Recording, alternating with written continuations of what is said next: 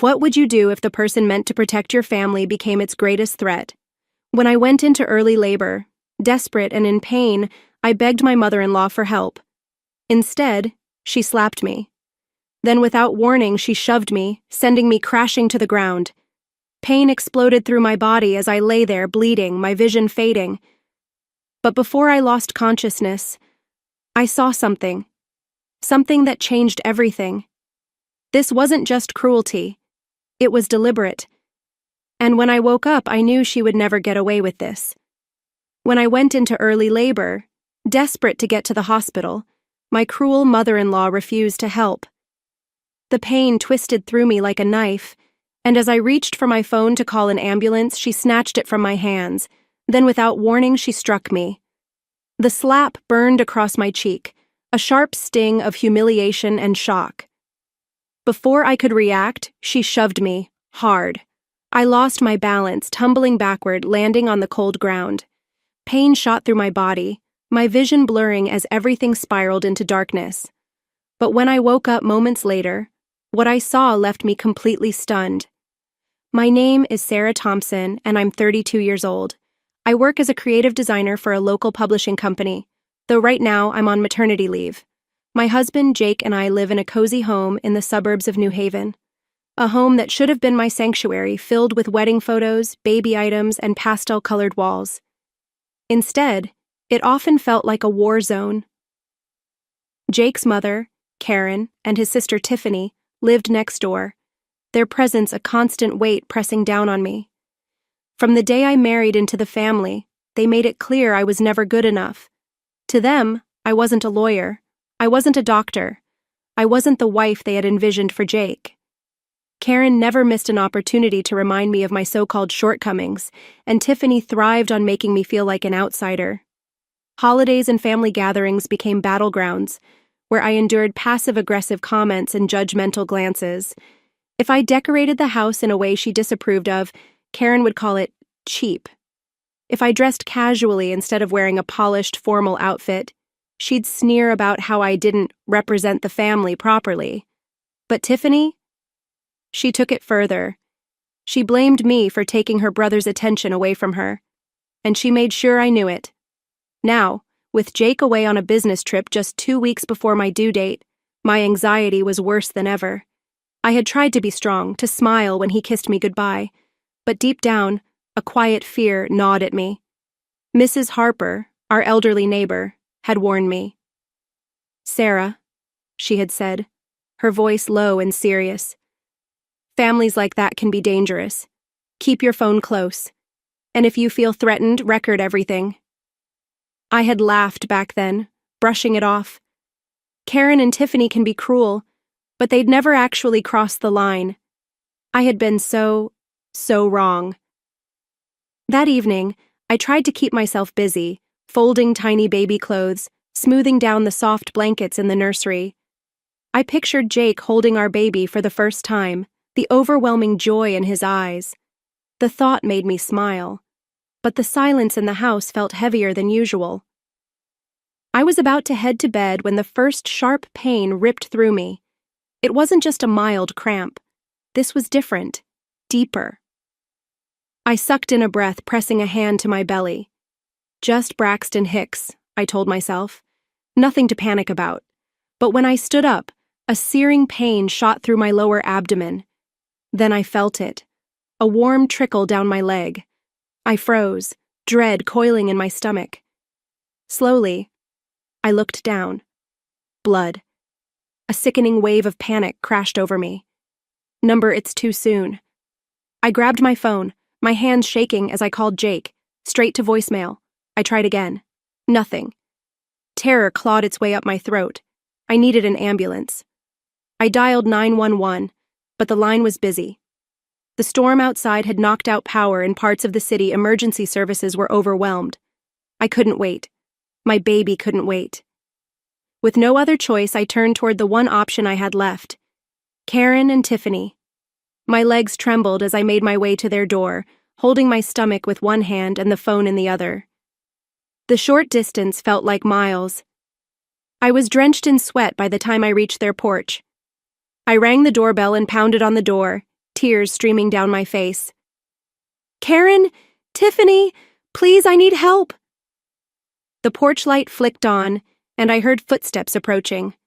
The door swung open, revealing Karen in a silk nightgown. Tiffany stood behind her, holding her phone like she was ready to record me for some twisted entertainment.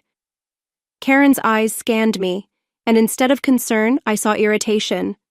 "What on earth is this nonsense, Sarah?" she said, folding her arms. "Why are you banging on my door at this hour?" "I'm bleeding," I gasped, leaning against the door frame for support.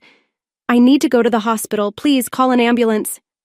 Karen scoffed, her eyes cold and dismissive. "You're overreacting. Aren't you supposed to know your own condition? You're the one carrying the baby." Tiffany smirked and lifted her phone, pointing it at me as if I were some pathetic spectacle for her social media. "Look at you, Sarah. Just a designer and you can't even handle pregnancy." I clutched my stomach, my vision blurring as another wave of pain shot through me. "Please, I'm begging you. I don't have time." Karen's expression hardened. "You think you can just disrupt my night like this? I won't let you ruin Jake's career by creating a scene." Without warning, she slapped me across the face, the sharp sting sending me stumbling backward. My cheek burned, and before I could process it, she pushed me off the porch.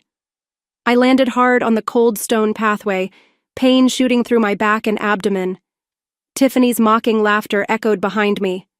"You're pathetic, Sarah. Go deliver the baby yourself." I lay there breathless and bleeding as their front door slammed shut. My fingers fumbled for my phone, and through the haze of pain, I remembered Mrs. Harper's advice. With trembling hands, I opened the recording app and pressed start. I had no strength left to get up. All I could do was lie there, hoping someone would find me before it was too late. I don't know how long I lay there, but the cool night air was seeping into my skin, making me shiver.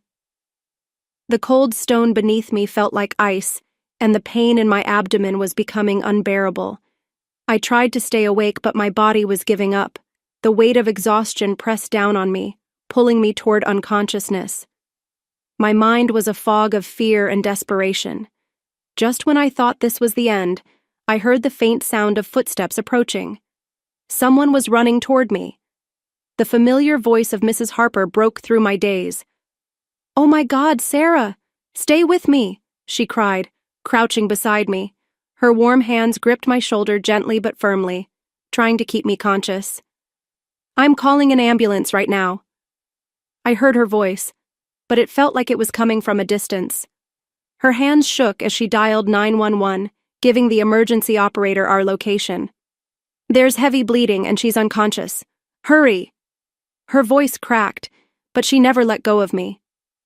"Sarah, don't close your eyes. Help is coming," she pleaded, stroking my hair like a mother comforting her child.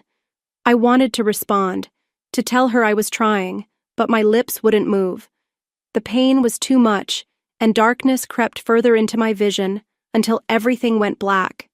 Blinding lights pierced through my eyelids as I slowly drifted back to consciousness. The sharp, sterile scent of disinfectant filled my lungs, and the rhythmic beeping of machines echoed in the stillness. A soft blanket draped over me, its warmth barely reaching the chill inside my bones. My body felt heavy, distant, as if I weren't fully there. I blinked, my vision swimming until a figure came into focus, a nurse, her kind face hovering above me, adjusting the IV in my arm. "You're awake," she said gently. "Try not to move too much. You've been through a lot." A deep, primal panic surged through me. "My baby?"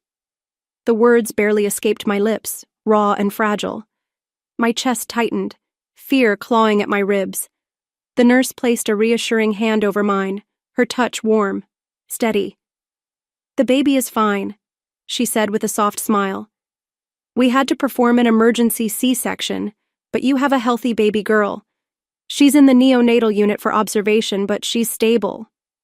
Relief crashed over me in waves, my breath hitching as tears spilled down my cheeks. She's alive.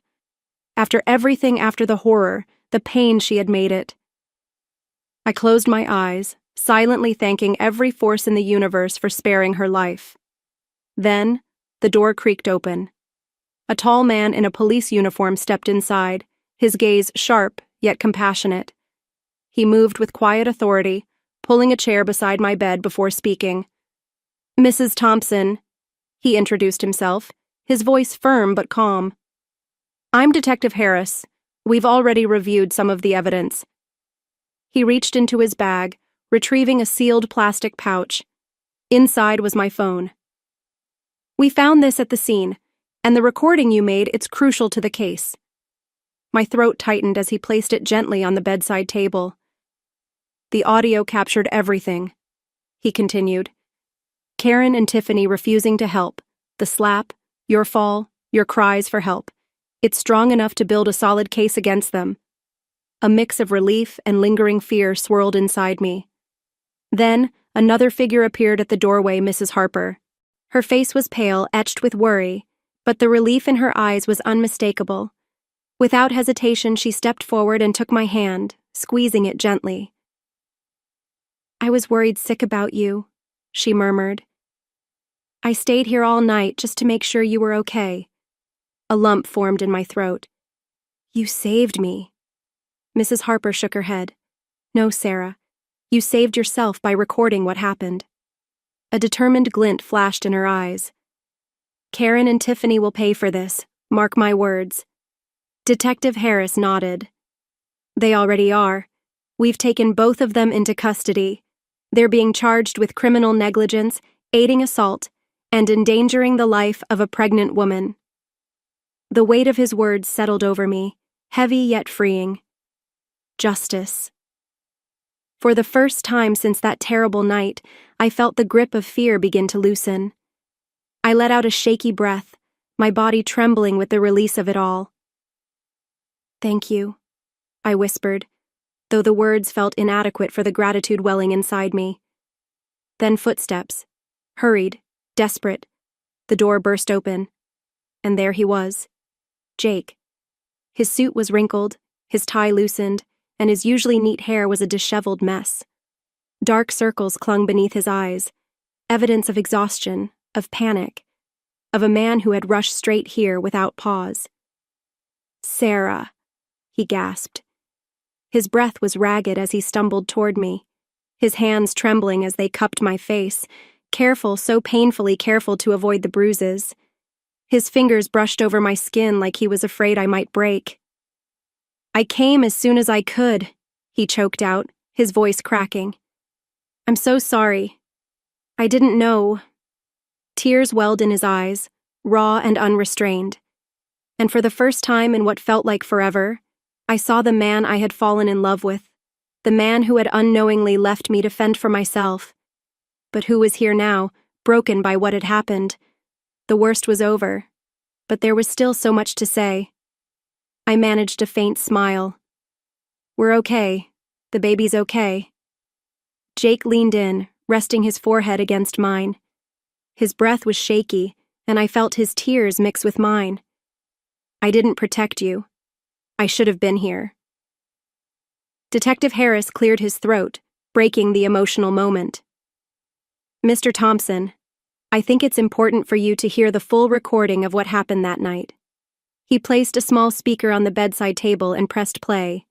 The room filled with the haunting sounds of my desperate pleas, Karen's cold dismissal, Tiffany's mocking laughter, and the sharp slap that sent me to the ground. Jake's grip on my hand tightened as the recording continued. His knuckles turned white, and tears streamed down his face when he heard me begging for help. When the audio ended, the silence in the room was suffocating. Jake's head hung low, and for a moment he didn't move. But then his shoulders straightened, and a look of fierce determination replaced the sadness in his eyes. "They did this to you," he said through gritted teeth. "My own family." He turned to the detective. "What happens now?" Detective Harris remained calm but firm. "We've already obtained confessions from both Karen and Tiffany during questioning. Karen admitted that she couldn't stand the idea of you having a child with Sarah, believing the baby would steal you away from her. Tiffany said she wanted to teach your wife a lesson for taking her brother's attention." Jake clenched his fists. "They'll pay for this, whatever it takes. I won't let them get away with it. They won't." Detective Harris assured him. Given the evidence we have, the recording, the medical reports, and their confessions, the prosecution is confident they'll face serious consequences.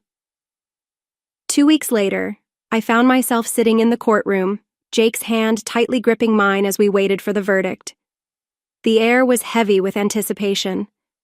Reporters filled the back rows, their pens poised over notepads, waiting for the story that had captured public attention. Across the room, Karen and Tiffany sat stiffly, their faces devoid of emotion, but their eyes occasionally darting toward us. Karen still wore her air of superiority as though she believed she could talk her way out of this, but the evidence against her was overwhelming. The judge cleared his throat, and the courtroom fell silent. He began reading the charges: criminal negligence, aiding and abetting assault, and endangering the life of a pregnant woman. Karen shifted in her seat, her fingers clenching the sides of the wooden bench as if bracing for impact. Tiffany sat motionless, staring straight ahead. Given the overwhelming evidence, including recorded audio and visual proof, as well as the defendant's confessions, the judge continued, this court finds both Karen Thompson and Tiffany Thompson guilty. There was a collective gasp from the courtroom audience. Karen's expression finally cracked and she covered her face with her hands. Tiffany, on the other hand, kept her composure, but her eyes betrayed the storm of emotions raging within her. The judge's voice was steady as he announced the sentences. Karen Thompson, 3 years in prison without the possibility of parole. Her deliberate actions had almost cost 2 lives, and her punishment reflected the severity of her crime.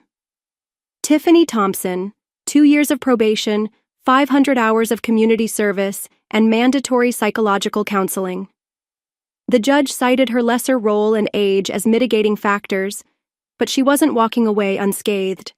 The weight of the verdict settled over me like a warm blanket, bringing a sense of closure I hadn't realized I needed. As the officers led Karen and Tiffany out in handcuffs, Karen turned back, her eyes filled with hatred, but her glare had lost its power. She was no longer the woman who had pushed me to the ground and left me to suffer. She was just another criminal facing justice. I exhaled, leaning into Jake's shoulder as relief washed over me. "It's over," I whispered. Jake kissed the top of my head. "They can't hurt you or our baby anymore." The rich aroma of fresh coffee filled the kitchen as golden sunlight streamed through the wide windows of our new home in Evergreen Hills. The cream-colored walls, adorned with family photos, reflected the warmth of a fresh start, and the laughter of our 1-year-old daughter, Grace, echoed through the house like the sweetest melody. She toddled across the living room, chasing a toy ball, her tiny giggles filling every corner of our world. "Lunchtime, Grace!" I called, placing a bowl of warm soup and her favorite mashed carrots on the table. She let out a delighted squeal, stumbling forward on chubby legs, her arms reaching for me. I scooped her up, pressing a soft kiss to her forehead, marveling at how strong and full of life she had become. The sound of the front door opening made me look up. "I'm home!" Jake's voice rang through the house, warm and familiar. He set his briefcase down near the door and crossed the room in a few strides, pressing a kiss to my lips before lifting Grace into his arms. "How was work?" I asked, smiling as he twirled her around, making her giggle. "Busy, but I couldn't wait to get back to you two." His transfer to a local tech company had been the best decision we had ever made. The long hours and stress of his old job were gone, replaced with something better, something that gave him the time to truly be here with us. We had left behind the toxicity of the past, and now, every moment felt lighter. As I reached for my phone, an unread email caught my attention. "Oh, we got a message from Mrs. Harper," I said, glancing up. "She says she's proud of us and hopes our new life continues to shine brighter." Jake's expression softened. "We owe her more than she'll ever know. If it weren't for her that night, things could have ended so much worse." I nodded, my heart swelling with gratitude. But we made it through. That evening, we sat together on the porch, watching Grace play in the garden as the sun dipped below the rolling hills. The scent of blooming flowers drifted in the warm air, the sky painted in soft shades of pink and gold. And for the first time in a long time, I felt something that had once seemed impossible: peace. The weight of fear, of uncertainty, of the past that had once haunted me. It was gone. "You know," I murmured, resting my head against Jake's shoulder, "I accepted that part-time design job I told you about. They're flexible with my schedule, and it's exactly the creative work I love." His face lit up with pride. "That's amazing, Sarah," he said, pressing a kiss to my forehead. "I'm so proud of you." In the garden, Grace squealed with laughter as she chased soap bubbles, her tiny hands reaching toward the sky. I watched her, a smile spreading across my lips. We had come so far. The road ahead would still have challenges, that was life. But we were stronger now. We had endured the storm and stepped into the sunlight. And as I held Jake's hand, watching our daughter twirl beneath the golden light of dusk, I realized that this right here was what happiness truly felt like. Not just survival, but freedom. A new beginning. In many families, the role of a mother-in-law carries weight, tradition, and sometimes unspoken power. Karen embodied that power, using it not to nurture, but to control. She saw Sarah not as a daughter-in-law, but as a threat, someone who disrupted the hierarchy she had built over years. Tiffany, mirroring her mother, took on the same mindset, ensuring Sarah always felt like an outsider. But here's the truth: family should never be a battleground. In many cultures, loyalty to family is valued above all else, even at the cost of individual well-being. Women, in particular, are expected to endure hardships within their in-laws' homes, maintaining silence for the sake of peace. Sarah's situation isn't uncommon. Countless women find themselves trapped in toxic family dynamics, unable to speak out for fear of judgment, isolation, or retaliation. But silence is what allows abuse to continue. Sarah did something revolutionary. She documented the abuse. She took control of her own narrative, ensuring that Karen and Tiffany couldn't twist the truth in their favor. In doing so, she not only secured justice for herself, but sent a clear message. This cycle ends here. So many people go through life believing they have to tolerate cruelty because that's just how family is. But at what point does that become an excuse for harm? Sarah's story challenges that notion. It forces us to ask, when do we stop enduring and start fighting back? When do we say, enough is enough? If you were in Sarah's position, would you have forgiven Jake's family after everything they did? Should toxic relatives ever get a second chance? Share your thoughts in the comments, and if you want more stories like this, don't forget to subscribe for the next one.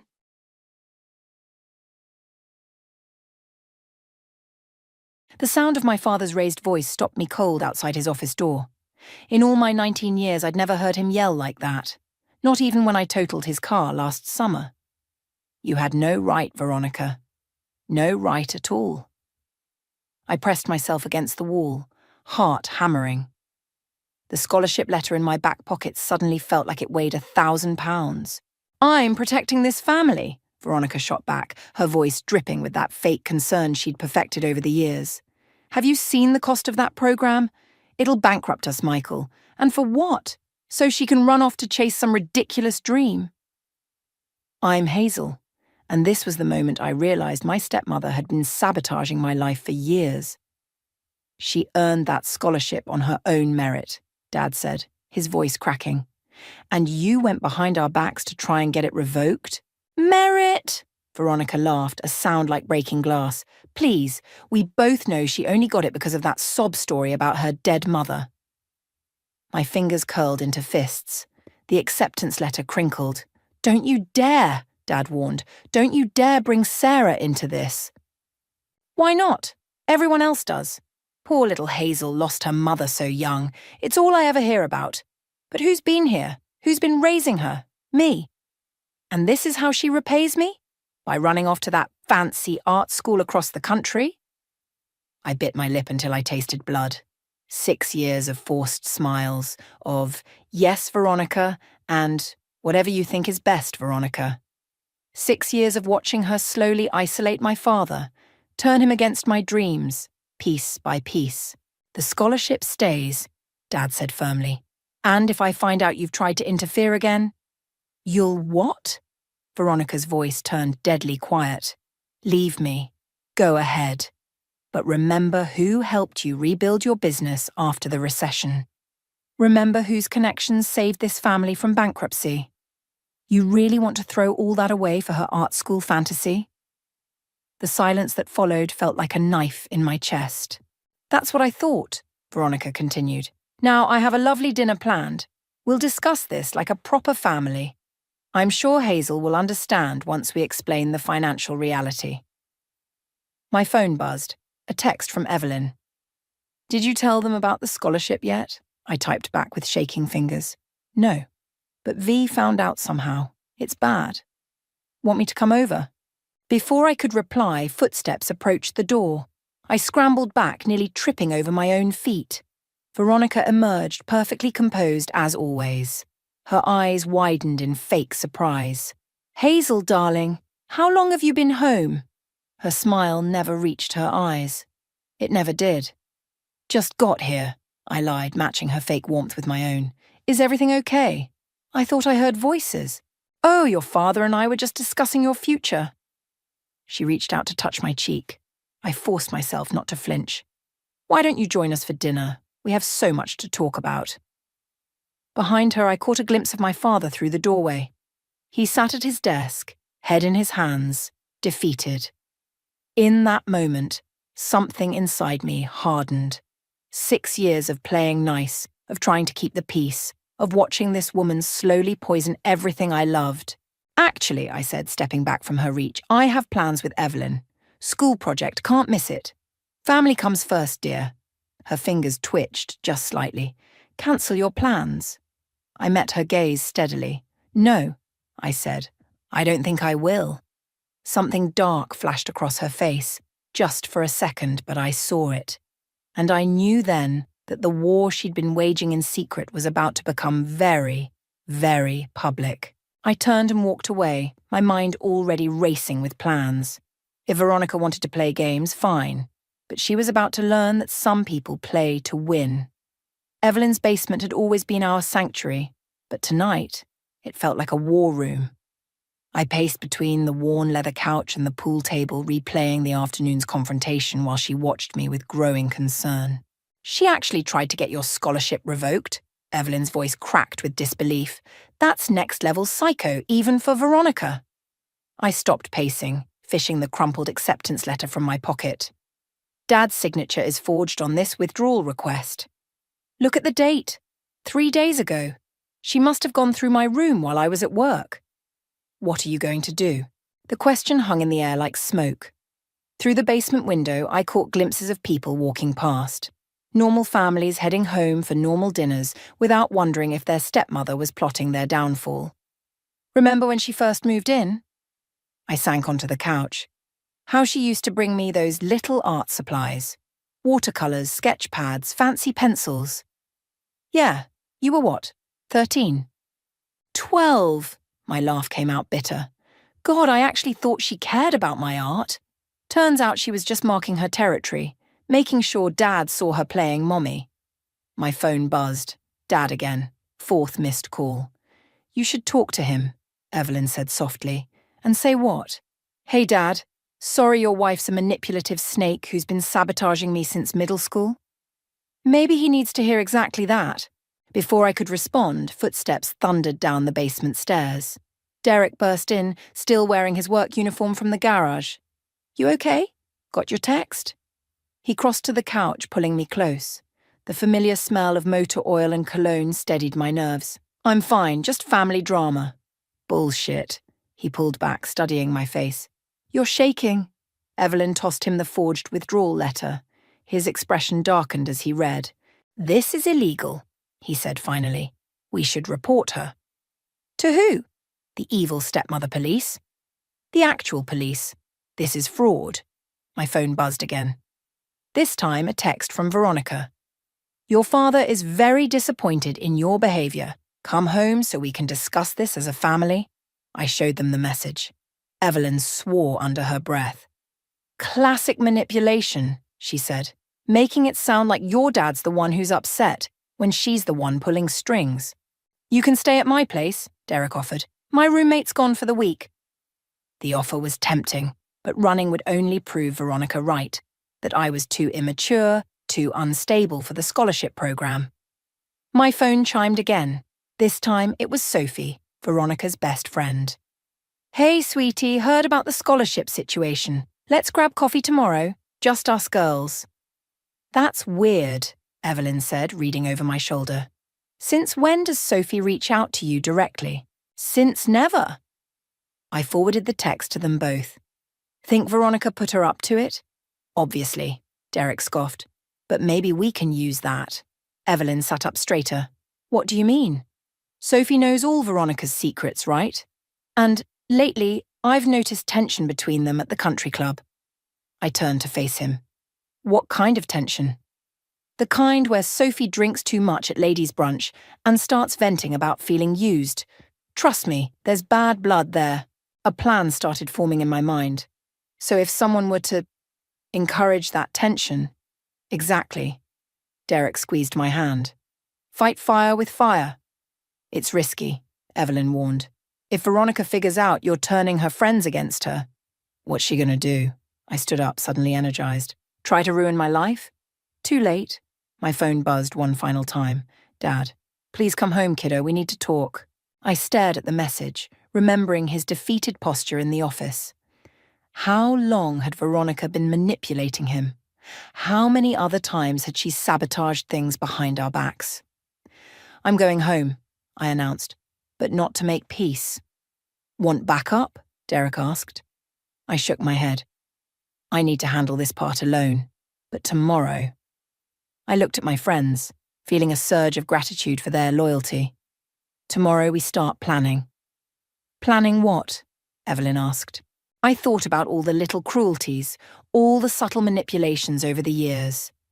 How Veronica had slowly poisoned everything good in our family while maintaining her perfect stepmother facade. Planning how to make her mask slip, I said, in front of everyone. Sophie's coffee shop suggestion turned out to be the most expensive place in town. Of course it was. I watched her stir her third sugar packet into her latte, wondering how many of Veronica's secrets that perfectly glossed smile was hiding. I've known your stepmother for 15 years, Sophie said, tapping her spoon against the rim. She means well, even if her methods are unconventional. Unconventional? The word tasted like acid.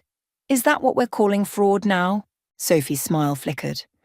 The scholarship withdrawal was extreme, I'll admit, but she's just trying to protect you from what? Success? Independence? A group of women at the next table glanced over. Sophie lowered her voice. From making the same mistakes she did. Did you know she went to art school too? That stopped me cold. What? Before she met your father? She was quite talented. Sophie's perfectly manicured nails drummed against her cup. Then her first husband died, leaving her with nothing but student debt and unfinished paintings. My phone buzzed. Derek found something interesting in V's old social media. Call me. What happened to her art? I asked, buying time. Life happened. Bills. Reality. Sophie leaned forward. She doesn't want you struggling like she did. So instead of warning me, she forges documents and tries to sabotage my future. You don't understand how much she... You're right, I cut her off. I don't understand. Just like I don't understand why you're really here. Something shifted in Sophie's expression, a crack in her polished veneer. What do you mean? Veronica sent you to do damage control, but you're not telling me everything.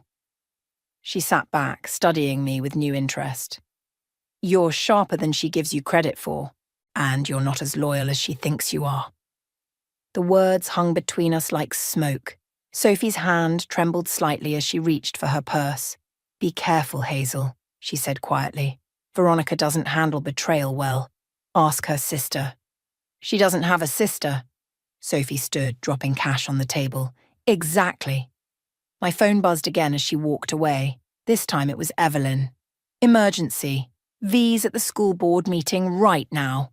Ice shot through my veins. The scholarship committee meeting, the one where they finalised fall admissions. I ran out of the coffee shop, dialing Derek. He answered on the first ring. "Found her old wedding announcement," he said without preamble.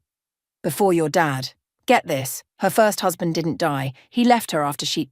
Tell me later." I cut him off, already sprinting toward my car. "She's at the school board. We need everything you found, now." "On it. Meet you there." The drive to the administration building was a blur. I found Evelyn pacing outside, clutching a manila folder. "She's telling them you cheated on your portfolio submission," she said, shoving the folder at me. "But I got copies of all your original work submissions from Mrs. Chen. Every dated draft, every progress photo." My hands shook as I flipped through the evidence. 6 years of work. 6 years of dreams she was trying to destroy. "How long has she been in there?" 20 minutes. They're in the main conference room." I started toward the door, but Evelyn caught my arm. "Wait," she said. "There's more. Sophie called me right after you met. Said to check Veronica's history with the Sterling Art Institute. That's where she went to school. Where she taught. Until she was fired for selling student work as her own. The pieces clicked together like a terrible puzzle. Her obsession with my art supplies. The way she'd hover when I worked. All those suggestions about signing my pieces differently. She wasn't preparing to be a supportive stepmother, I whispered. She was marking her territory, making sure everyone knew she was the real artist in the family. "Hazel," Evelyn's voice was urgent. "If she convinces them you cheated..." "She won't." I pushed through the building's doors, clutching my evidence folder like a shield. Behind me, I heard Derek's car screech into the parking lot. Ahead, voices drifted from the conference room, including Veronica's, smooth as honey, and twice as toxic. I hate to bring this to your attention, but as someone who deeply values artistic integrity, I took a deep breath, squaring my shoulders. Time to show her what real artistic integrity looked like. "Ready?" Evelyn whispered beside me. I thought of Sophie's warning about betrayal, about Veronica's mysterious sister, about all the lives she'd poisoned before mine.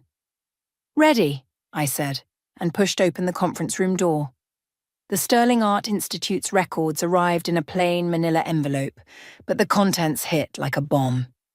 I spread the documents across Derek's kitchen table while Evelyn paced behind me. "Terminated for ethical violations," I read aloud. "Multiple incidents of unauthorized use of student work." "Keep reading," Derek said, pointing to the next paragraph. "Following investigation, Professor Veronica Mitchell agreed to resign quietly in exchange for..." My voice caught. "In exchange for destroying all evidence of student complaints." Evelyn stopped pacing. She didn't just steal their work, she erased their voices. My phone lit up with Dad's message. "Coming home tonight. We need to talk about what happened at the school board." The school board meeting had been a disaster. Not because I'd failed to defend myself, but because Veronica had turned it into exactly what she wanted, a public spectacle of concern for her troubled stepdaughter. "I should have seen it coming," I said, shuffling through more documents. The way she cried in front of the committee, talking about how worried she was about my unstable behavior and concerning patterns. "She's good," Derek admitted. "Making herself look like the victim while destroying you? That's next-level manipulation."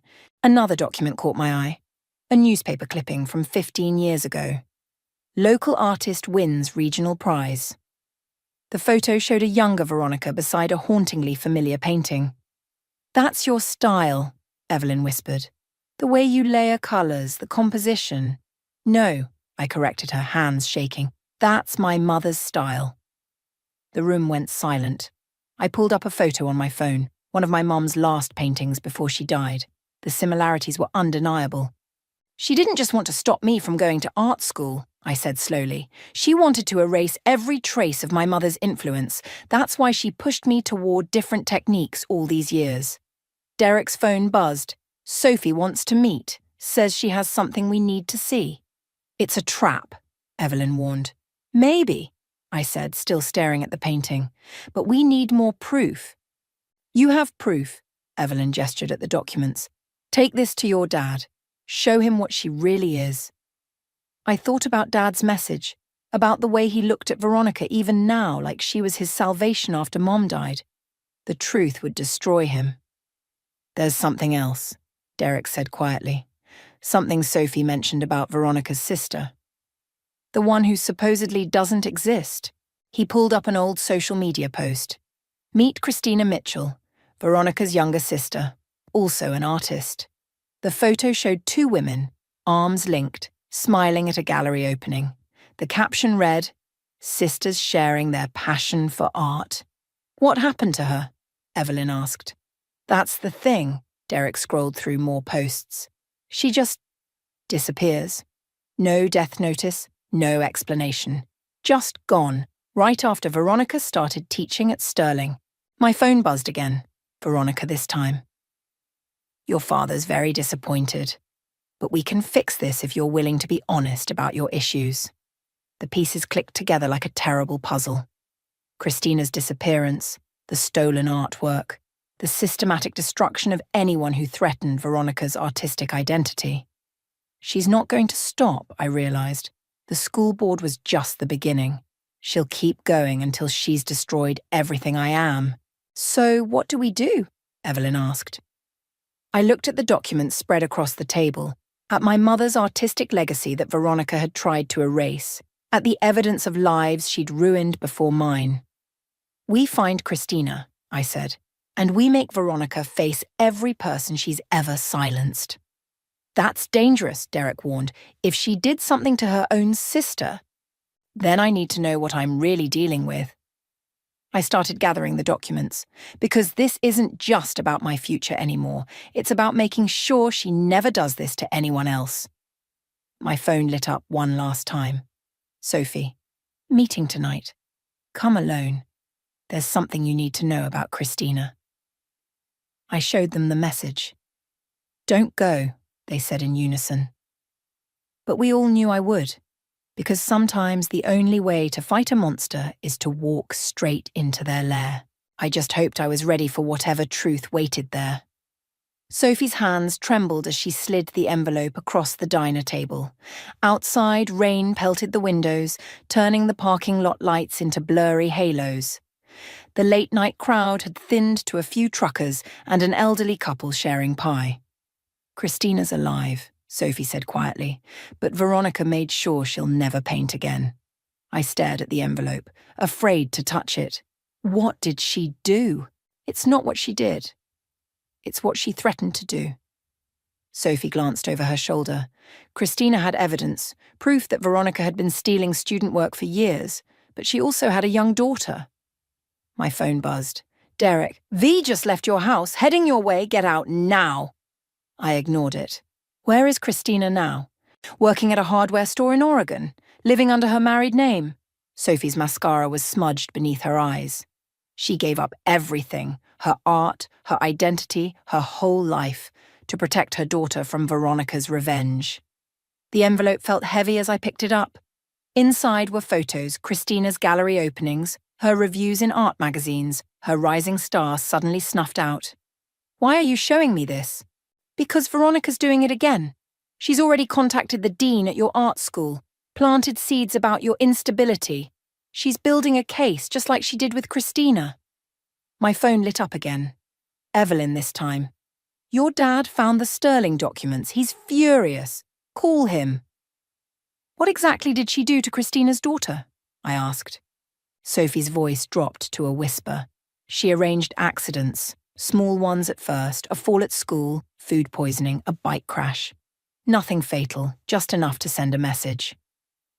The elderly couple paid their bill and left. Rain drummed harder against the windows. And now she's targeting me. No, Sophie leaned forward. She's targeting everyone you love. Derek's garage. The health inspection wasn't random. Your friend Evelyn's college recommendation being rescinded. Not a clerical error. My hands clenched into fists. Why are you telling me this? You're her friend. I was Christina's friend first. Sophie's eyes hardened. And I've spent 15 years watching Veronica destroy people. It has to stop. The diner's bell chimed. Through the rain-streaked windows, I saw a familiar car pull into the lot. "She's here," Sophie whispered. "Remember what I said about Christina. There are worse things than giving up your dreams." I stood, shoving the envelope into my bag.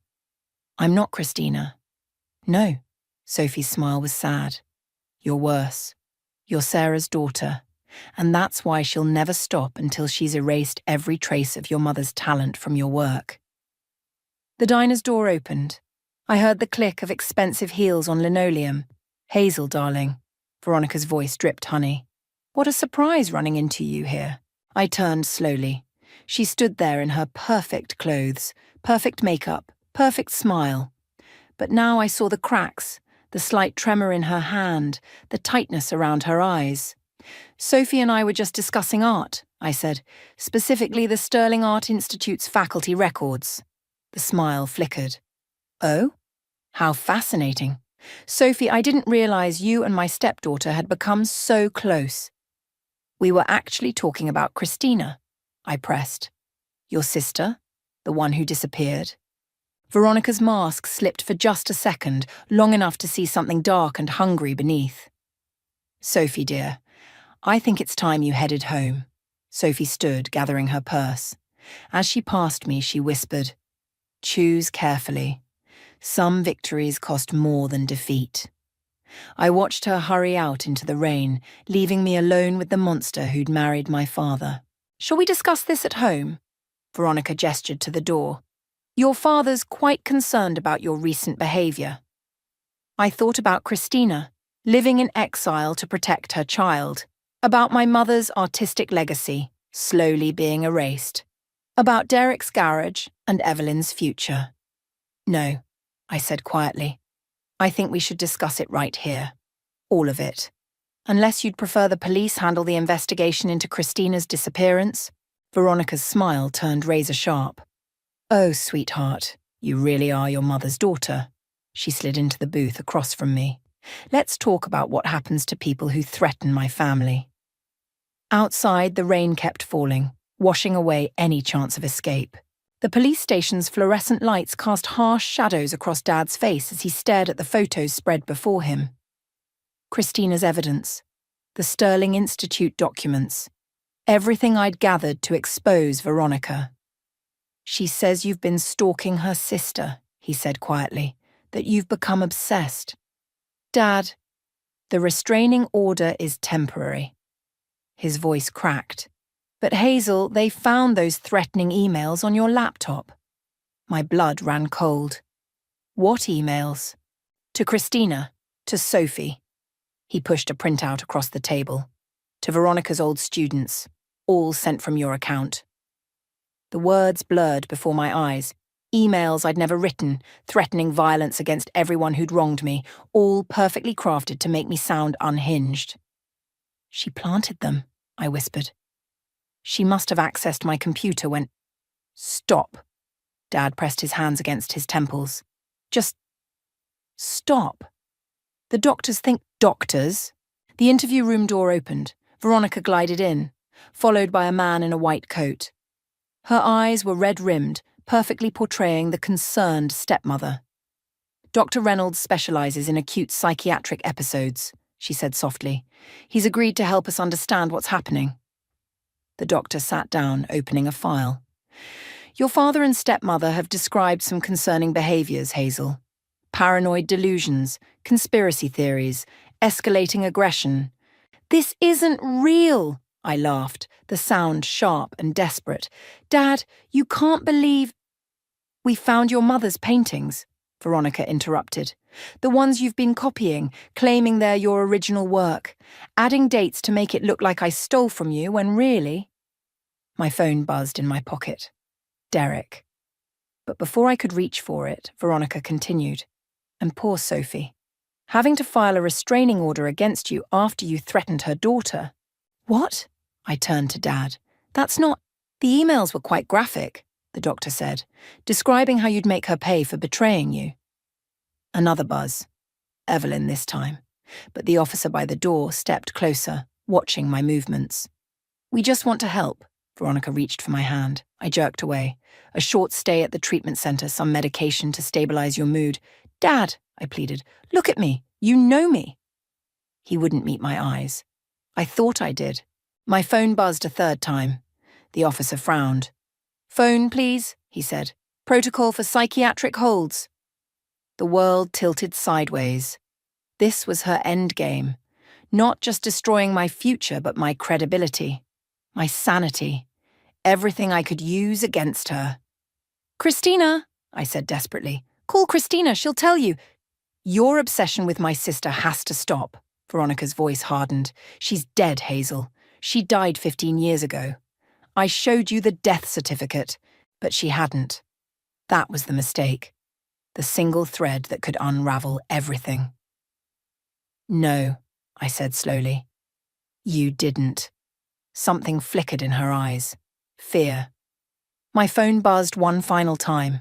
A text preview lit up the screen before the officer could grab it. Found Christina. She's alive. Video proof. Holding for... The phone went dark in the officer's hand. But I'd seen enough. Veronica had too, judging by the way her perfectly manicured nails dug into her palms. I think, the doctor said, given the severity of the delusions, immediate intervention would be best. 2 orderlies appeared in the doorway. Dad stood, finally looking at me with tears in his eyes. It's just for a few days, he said, until you're thinking clearly again. I looked at Veronica, at her mask of concern hiding the triumph beneath. She'd orchestrated everything perfectly. The evidence against her would be dismissed as the ravings of a mentally ill teenager. My father would sign whatever papers she put in front of him, and I'd disappear into a system designed to make people doubt their own reality. Just like Christina had disappeared, just like all the others who'd threatened Veronica's carefully constructed world. The orderlies stepped forward with a wheelchair. Standard protocol, they said, for my own safety. But as they reached for me, I remembered Sophie's words. Some victories cost more than defeat. I had to choose, fight now and prove Veronica right about my instability, or submit and pray Derek's message meant what I thought it did. Okay, I whispered, sinking into the wheelchair. You win. Veronica's smile was radiant with false compassion. But she didn't see me slip the police interview room recording device into my sock, the one that had captured every word of her careful manipulation. Sometimes surrender is just another way to fight. The treatment center's visiting rooms smelled like artificial lemons and despair.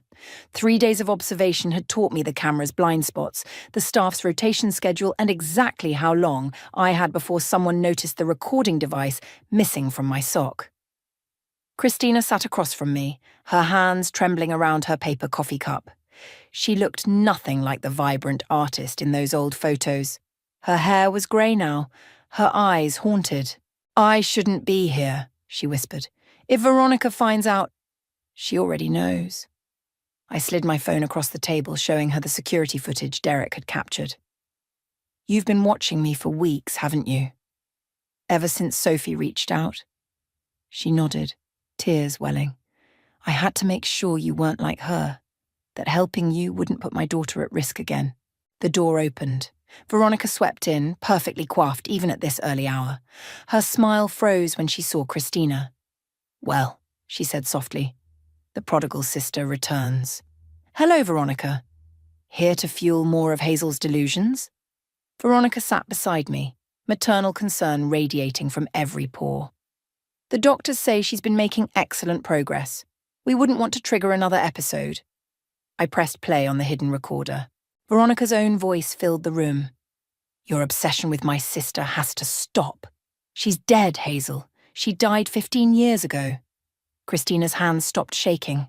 I'm very much alive, sister dear. And I brought proof of everything you did, every painting you stole, every student you threatened, every accident that befell my daughter until I agreed to disappear. Careful, Veronica's voice turned silky. False accusations can be so damaging to one's credibility. Just ask Hazel about her recent psychiatric evaluation. That's why I'm not the one making the accusations. The door opened again. Dad walked in, followed by Detective Martinez and Sophie.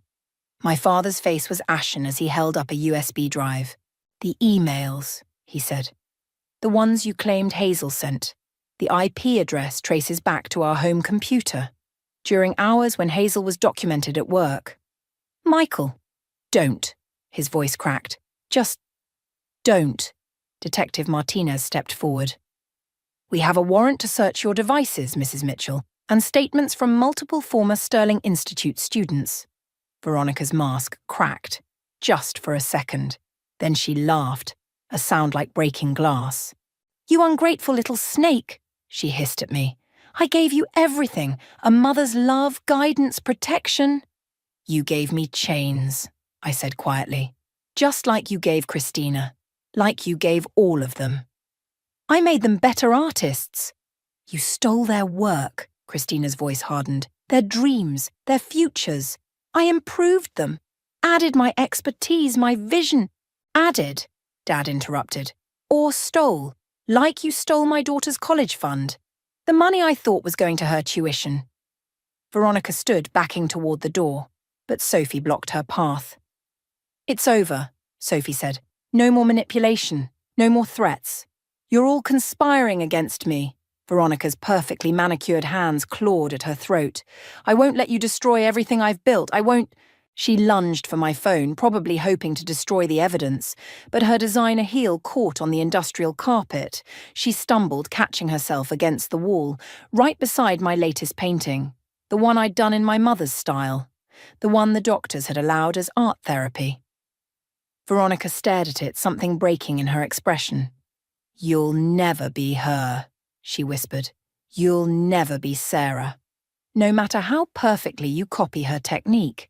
"I'm not trying to be her," I said. "I'm being myself. That's what terrifies you, isn't it? That I might succeed where you failed?" The detective stepped forward with handcuffs. Veronica didn't resist, her eyes fixed on the painting. "You think this is victory?" she asked softly.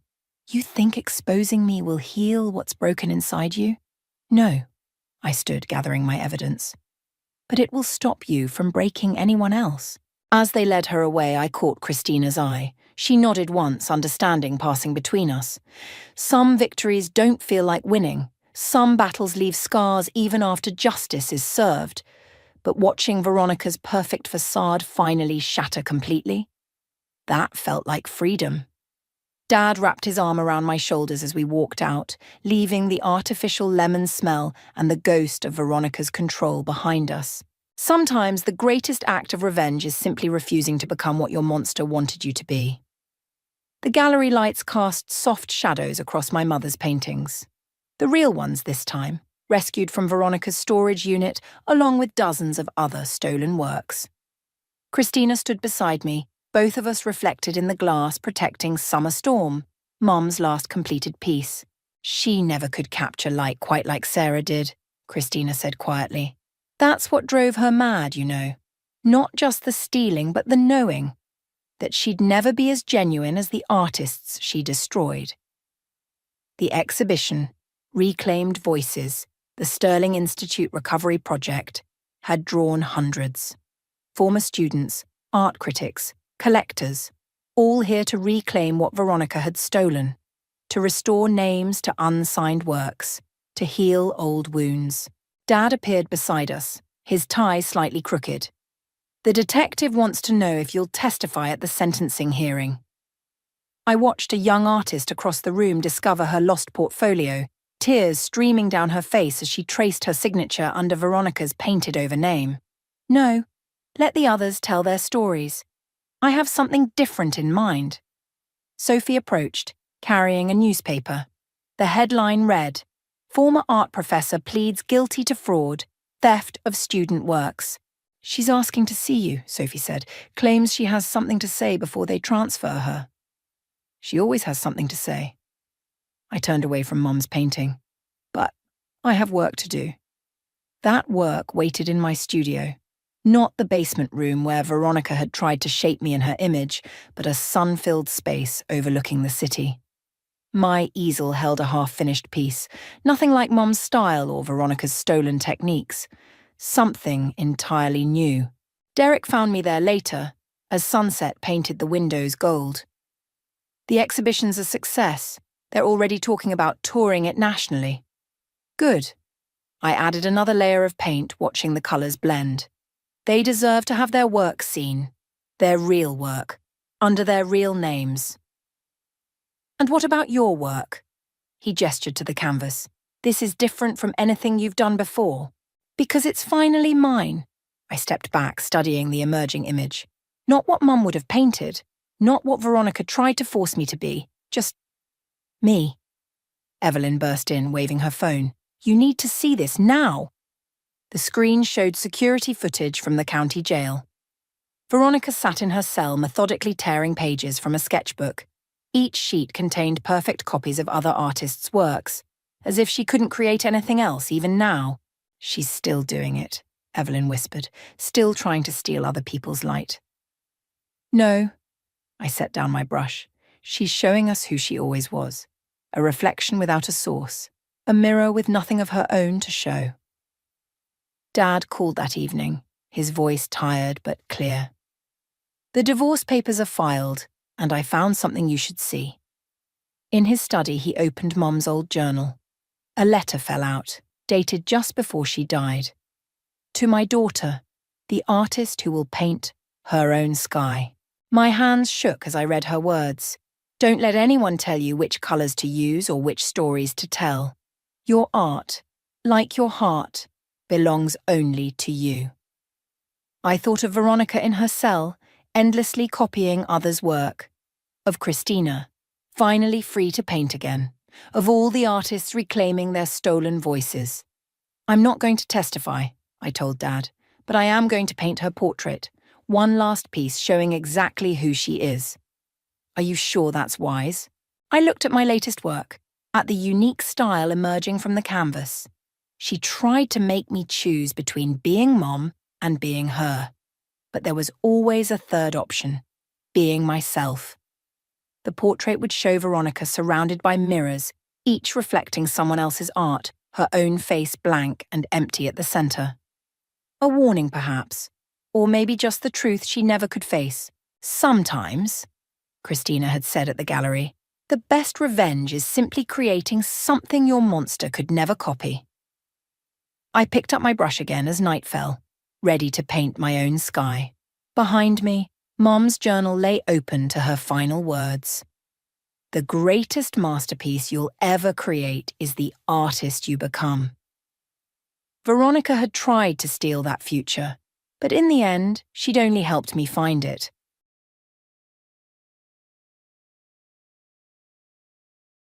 The crystal champagne flute shatters in my grip, sending a spray of expensive bubbles across the marble floor of the grand ballroom. 100 faces turn toward me, but I only see Victoria's smirk as she continues her speech. While we welcome Nina into our family, let's hope she can elevate herself to meet the standards our social circle expects. Though given her background, that might be quite the challenge. My palm stings where a shard of glass has drawn blood. I want to scream, to throw the rest of the broken stem at Victoria's perfectly made-up face, but I stand frozen as titters of laughter ripple through the crowd. Ryan, my fiancé, chuckles beside me. Actually chuckles. His hand finds my waist, squeezing too tight, a warning disguised as affection. Mother's just teasing, darling. You know how she gets after a few drinks. Victoria isn't drunk. Her eyes are sharp as razors as she raises her own glass. To the happy couple, may Ryan's charitable nature continue to shine through. More laughter. More knowing looks exchanged between women dripping in diamonds and men in tailored suits worth more than my monthly salary. I'm drowning in a sea of Cartier and Chanel, and everyone's watching me go under. Excuse me, I manage to whisper, pulling away from Ryan's grip. He lets me go with a dismissive wave, already turning to accept congratulations from some business associate. I weave through the crowd, ignoring the whispers that follow. The bathroom seems miles away, but I finally push through the heavy door, grateful to find it empty. Blood drips from my palm into the pristine white sink. Nina? My father's voice comes from outside. Sweetheart, are you in there? Just a minute. I run water over the cut, watching pink swirl down the drain. The woman in the mirror looks like a stranger. Designer dress carefully chosen to fit in, hair and makeup done by professionals Victoria insisted on hiring. All that effort, and they still see right through the facade to the girl from the wrong side of town. I open the door to find Dad waiting, his bow tie slightly crooked as always. The concern in his eyes makes my throat tight. "I saw what happened out there," he says quietly. "That woman—" "Don't." I shake my head. "Please, Dad, I can handle it." "Can you? Because from where I'm standing, you're letting them—" "You don't understand. Ryan's different when we're alone, and his connections could help your theater company expand. Get that downtown venue you've always wanted." Dad's face hardens. "Is that what this is about? Nina, I didn't raise you to—" The bathroom door swings open, and Evelyn slips in, her camera still hanging around her neck. As the official photographer for the engagement party, she's witnessed everything. "Your future mother-in-law is looking for you," she says, her expression grim. "Something about wanting to discuss the wedding color scheme. Apparently, your choices are embarrassingly pedestrian." I straighten my spine, smooth my dress. "Of course she is. Nina!" Dad catches my arm as I move to leave. "You don't have to do this, any of it." But I do. Because beneath Victoria's cruel words and Ryan's dismissive attitude, I've glimpsed something in their private conversations. Something about property deals and zoning changes that would destroy the arts district, including Dad's beloved theater. They don't know I've seen the documents Ryan left open on his laptop or heard Victoria's late-night phone calls about clearing out the cultural riffraff. "I'll be fine," I tell Dad, forcing a smile. "It's just pre-wedding jitters, right?" Evelyn catches my eye, and I know she sees through the lie. She was there last week when I discovered the truth about Ryan's business plans, about why he really proposed to the daughter of a prominent theater director. I touch the cut on my palm, letting the sting fuel me. "Victoria wants to talk about color schemes? Fine. I'll smile and nod and play the grateful future daughter-in-law. For now. But they have no idea what's coming. The theater's empty seats stare back at me, like 1,000 accusing eyes as I sit in the back row, watching Dad direct his latest production. His voice echoes through the space, patient but firm as he guides his actors through a difficult scene. Again, from the top. Remember, this isn't just about the words, it's about what's left unsaid. My phone buzzes. Another text from Ryan. "Dinner with Mother tonight. Wear something appropriate this time." I switch the phone off and sink lower in my seat, the velvet cushion scratching against my neck. Dad's always said theater seats are designed to keep you alert, engaged. Right now, I wish they'd swallow me whole. "That's enough for today," Dad calls out. "Great work, everyone. We'll pick this up tomorrow." As the actors file out, Dad spots me and makes his way up the aisle. "Didn't expect to see you here. Thought you had wedding planning with Victoria today." "Postponed." Apparently, my taste in centerpieces is as pedestrian as my color choices. The words come out bitter, sharp-edged. Dad settles into the seat beside me, his familiar cologne mixing with the theater's dusty air.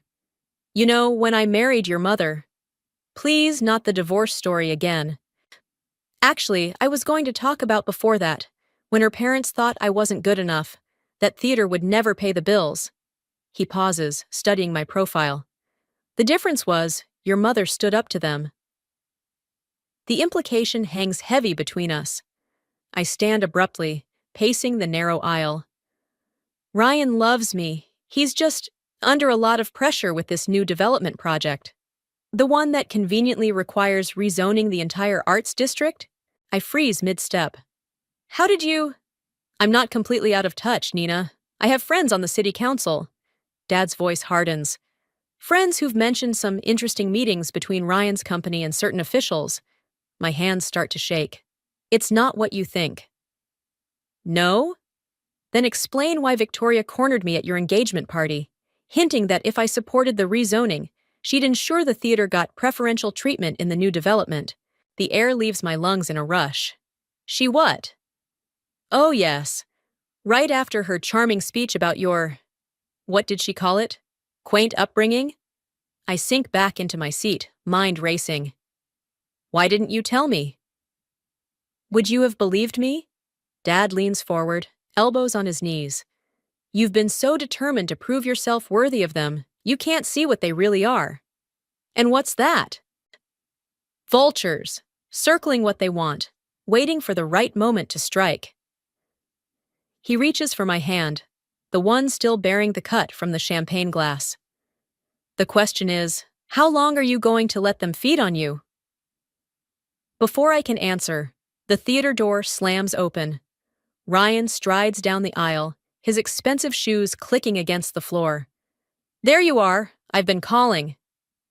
Phone's off, I mutter, pulling my hand from Dad's grip. Ryan's smile doesn't reach his eyes. Mother's chef is preparing something special. We shouldn't keep her waiting. He glances dismissively at Dad. Evening, Michael. Hope you're considering our proposal about the theater. Dad stands slowly, drawing himself to his full height. Actually, I was just telling Nina about that. Interesting timing, don't you think? Something flickers across Ryan's face. Surprise? Fear? Before his mask slips back into place. Business is business, family is family. Let's not confuse the two. Funny, Dad says. I thought they were exactly the same thing to you people. Ryan's hand closes around my arm, gentle but insistent. We really should go, darling. Mother hates when dinner gets cold. I let him pull me to my feet, avoiding Dad's gaze. But as we reach the door, I hear him call out, Nina! Remember what I said about what's left unsaid? I turn back, but Dad's already walking away, disappearing into the shadows of his beloved theater. Ryan tugs me through the door into the harsh fluorescent light of the lobby. Your father needs to learn his place, he mutters, checking his watch. The sooner this rezoning goes through, the better. I say nothing, but my cut palm throbs with each beat of my heart, a steady rhythm that sounds suspiciously like, vultures, vultures, vultures. The laptop screen casts a ghostly glow across Ryan's home office at 3 a.m. My hands hover over his keyboard, guilt warring with determination as I scroll through his emails. I shouldn't be here, shouldn't be doing this. But Dad's words keep echoing in my head. Vultures circling what they want. A folder labeled Arts District Acquisition catches my eye. Inside, hundreds of emails between Ryan and Victoria detail their plans with clinical precision. My stomach churns as I read. Found anything interesting? I whirl around. Evelyn stands in the doorway, her camera bag slung over one shoulder. She'd agreed to be my lookout while Ryan attended a late business dinner, but her expression tells me something's wrong. He's coming back early, she whispers. Victoria's with him. My fingers fly across the keyboard, forwarding crucial emails to my private account. How long? 5 minutes, maybe less. The dinner ended badly. I overheard them arguing in the parking lot. The file transfer seems to take forever. I grab my phone, ready to run, when a new email notification pops up. From Victoria to Ryan, sent an hour ago. Michael's becoming a problem. Handle it. The front door slams downstairs. Ryan's voice drifts up, tight with anger. Mother, I told you I have everything under control. Clearly you don't, Victoria snaps. That little theater rat of yours is getting suspicious, and her father. I close the laptop, heart pounding. Evelyn grabs my arm, pulling me toward the connecting door to the master bedroom. We slip through just as footsteps thunder up the stairs. Hide, I mouth to Evelyn, gesturing toward the walk-in closet. She shakes her head, but I push her inside, closing the door quietly. Ryan bursts into the bedroom, Victoria close behind. I pretend to be arranging items on the dresser, forcing my hands not to shake. Nina? Ryan's voice holds surprise and something else. Suspicion? What are you doing up so late? I turn, pasting on a smile. Couldn't sleep. Wedding jitters, I guess. Victoria's eyes narrow, scanning the room. In the dark? I was just heading to bed. I move toward the bed, but Ryan blocks my path. Funny, he says softly. I could have sworn I saw a light in my office. Must have been the moon. The lie tastes like acid. How was dinner? Illuminating. Victoria perches on the edge of the bed, her designer dress impossibly unwrinkled. We were discussing the theater district. Your father's being quite difficult about the rezoning proposal. He's passionate about his work. I fight to keep my voice steady. Passion doesn't pay bills, Ryan says, but loyalty does. Perhaps you could help him understand that? A creak comes from the closet. Ryan's head snaps toward the sound. I laugh too loudly. These old houses, always making noise. This house is 3 years old, Victoria says. Ryan strides toward the closet. I step in front of him, pressing my hands against his chest. Baby, please, can we just go to bed? I've missed you. He catches my wrists, squeezing until I wince. What are you hiding? Ryan! Victoria's voice cracks like a whip. Check the office first. Something feels off. He releases me, turning toward his office. The moment he's through the connecting door, I lunge for the closet, yanking it open. Evelyn slips out, camera clutched to her chest.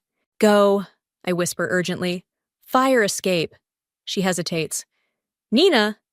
Everything's gone dark in here. Ryan calls from his office. Power must be out on this circuit. I shove Evelyn toward the window. She disappears into the night, just as Ryan returns. Victoria hovering in the doorway like a malevolent shadow. Circuit breaker must have tripped, I say brightly. Should I check it? Ryan's hand shoots out, grabbing my phone from my pocket. Let's see what you've been up to instead. My heart stops as he scrolls through my email.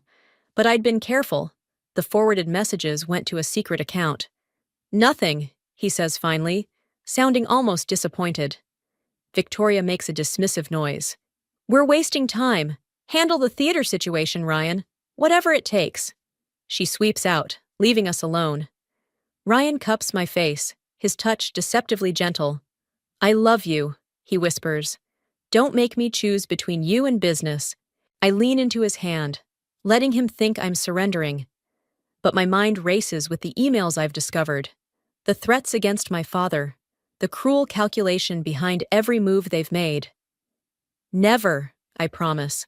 The lie burning like fire in my throat. The headline on my phone stops me cold. Historic Theater District faces demolition. Emergency council meeting called. Below it, a photo of Ryan shaking hands with the mayor, both wearing triumphant smiles. The timestamp reads 30 minutes ago. I'm already running when Evelyn calls. They're voting tonight, she says, breathless. Your father. I know. Meet me there. The council chamber buzzes with tension when I arrive. Ryan stands at the podium, his voice smooth as honey. Progress requires sacrifice. The new development will bring jobs, revenue, cultural opportunities. Cultural opportunities? Dad's voice cuts through the murmurs. He rises from his seat, trembling with rage. You're destroying culture to build luxury condos. Victoria, seated in the front row, whispers something to a council member, who nods sympathetically. My stomach twists as I recognize her practiced manipulation at work. Michael, Ryan says, we've discussed compensation, a generous relocation package. The theater's been there for 50 years. Dad's voice breaks. My father built it. Nina practically grew up on that stage. Ryan's eyes find mine in the crowd. Something flickers across his face. Regret or satisfaction? Sometimes we must let go of the past to embrace the future. Isn't that right, darling? The endearment lands like a slap. Every head turns toward me, waiting, expecting the dutiful fiancée to support her man. I stand slowly, my chair scraping against the floor. Actually, I have something to say. Victoria straightens, her perfectly manicured nails digging into her armrest. Ryan's smile freezes. The council should know, I begin, that I have emails detailing private meetings between certain developers and council members. Meetings that weren't publicly disclosed as required by law. The room erupts in whispers. Ryan's smile vanishes completely. Nina! His voice holds a warning. Think carefully about what you're doing. Oh, I have. I pull out my phone, hands steady despite my racing heart. I've thought about nothing else since I found proof that you deliberately targeted the theater district. That you pursued me to gain influence over my father. Victoria rises, her silk dress rustling. This is hardly the place for domestic disputes. It's exactly the place. I turn to the council members. Check your emails. You'll find copies of everything I discovered, including records of certain financial transactions that I'm sure the ethics committee would find fascinating. Ryan moves toward me, but Evelyn steps between us, camera raised. Stay back. I've got everything on video, including your late-night conversation about handling Michael. The mayor clears his throat. Perhaps we should postpone this vote pending further investigation. You can't do this. Ryan's mask finally cracks, revealing the fury beneath. I made you. Without me, you're nothing but a small-town nobody with delusions of grandeur. I slip off my engagement ring, letting it fall to the floor with a metallic ping that echoes through the suddenly silent room. Better a nobody with integrity than whatever you are. Security! Victoria calls sharply. Remove them! They're disrupting official proceedings. But the damage is done. Council members huddle together, examining their phones. The mayor's face grows increasingly pale. Dad appears at my side, his hand finding mine. Let's go. As we turn to leave, Ryan grabs my arm. You'll regret this. I'll make sure you never work in this town again. I lean close, speaking softly so only he can hear. Funny thing about vultures, Ryan. Sometimes the prey fights back. His grip loosens in surprise, and I pull free. Evelyn follows us out, her camera still recording Victoria's increasingly frantic attempts to control the chaos. Outside, the night air hits my face like a wake-up call. My hands start shaking as the adrenaline fades. What now? Evelyn asks. I watch through the window as Ryan's carefully constructed world begins to crumble. He's shouting at council members, his composure completely shattered. Victoria stands alone, her social influence useless against hard evidence. Now, I say, we finish what they started. Dad squeezes my hand. Together? I squeeze back, feeling stronger than I have in months. Together. Behind us, the theater's marquee lights still shine, a beacon in the darkness. They wanted to tear it down, but they forgot one crucial thing. Some foundations run too deep to break. The email arrives at 3 a.m. My entire client portfolio, gone. Transferred to other designers at the firm. The message is polite, corporate. Restructuring due to concerns about recent personal conflicts affecting professional relationships. Ryan's first countermove. I forward it to Evelyn, then dial Dad's number with trembling fingers. It rings twice before dropping to voicemail. Try again. Same result. A third time. Nothing. The theater's emergency exit yields to my key, decades of rust protesting as I push it open. The backstage area stands silent, ghost-like, but light spills from under Dad's office door. Dad? I push it open. The office is empty, papers scattered across his desk like fallen leaves. His phone lies abandoned next to an overturned coffee cup, brown liquid still seeping into production schedules and set designs. Looking for Michael? I spin around. Victoria emerges from the shadows, elegant even at this hour. Fascinating building, this theater. So many hidden corners, so many vulnerabilities. Where is he? Having a drink with Ryan, discussing the future of this charming establishment. Her smile doesn't reach her eyes. You've forced our hand, Nina. We preferred to handle this civilly. My phone buzzes. A text from Ryan. Father-son chat at the Maxwell. Come alone or the theater gets demolished tomorrow. You can't do this. Can't we? Victoria trails her fingers along Dad's desk. Your little council performance was impressive, but did you really think we wouldn't have contingencies? The mayor owes us far more than he owes you. Another text arrives, from Evelyn. Got the files. Meeting source in 20. Don't do anything stupid. Victoria watches me, head tilted. You know what fascinates me most about you, Nina? You actually believe you're fighting for justice. But this? She gestures around the office. This is just revenge, and revenge makes people sloppy. Like threatening my father makes you sloppy? Oh, No, that's not a threat. That's a negotiation strategy. She pulls a folder from her designer bag. Inside are documents showing years of tax irregularities at this theater. Minor things, easily overlooked, until someone decides to look closely. My hands clench. Those documents are fake. Does it matter? By the time the truth comes out, the theater will be rubble. She sets the folder down. Unless I back off. Smart girl. Victoria moves closer, her perfume suffocating. Ryan still loves you, you know. This could all go away. The theater stays standing, your father's reputation intact, your job restored. One word from you. My phone buzzes again. Evelyn. Source confirms Victoria's involvement in 3 other demolished historic sites. Meeting reporter in an hour. Thick walls in here, Victoria muses, running her hand along the vintage woodwork. I wonder if they're as fireproof as building codes require? The threat hangs between us like smoke. I think of Dad sitting with Ryan, probably being fed the same mix of threats and false promises.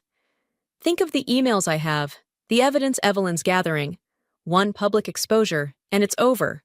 But one anonymous tip about building violations, one mysterious electrical fire. Tick-tock, Nina. Victoria heads for the door. The Maxwell, 1 hour. Come alone, pledge to drop everything, and this all ends happily. She pauses. Or stick to your principles and watch everything you love burn. After she leaves, I sink into Dad's chair, surrounded by the chaos of his scattered papers. My phone shows 3 messages. Evelyn. Ready when you are. Say the word. Dad. Don't worry about me. Do what's right. Ryan. Last chance, darling. Don't make me choose between you and business. The theater creaks around me, decades of stories echoing through its bones. How many performances have played out on that stage? How many tales of revenge, of justice, of choices that damn or redeem? I reach for my phone, fingers hovering over the keypad. The right move is clear. Expose them, damn the consequences. But the smart move. Victoria's wrong about one thing. This isn't about revenge anymore. It's about survival. And sometimes, survival requires a performance of its own. I start typing. On my way to the Maxwell. Let's talk. Then a separate message to Evelyn. Execute Plan B, now. The Maxwell looms before me, its Art Deco facade gleaming with old money and secrets. Through the window, I see Ryan and Dad at the bar, their profiles harsh under vintage lighting. Dad's shoulders are tense, his drink untouched. Right on time.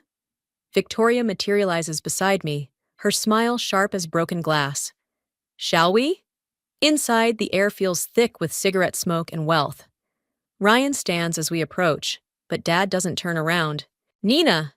Ryan's voice carries that familiar warmth, the one that used to make me feel special. Now it just sounds like another performance. I knew you'd make the right choice.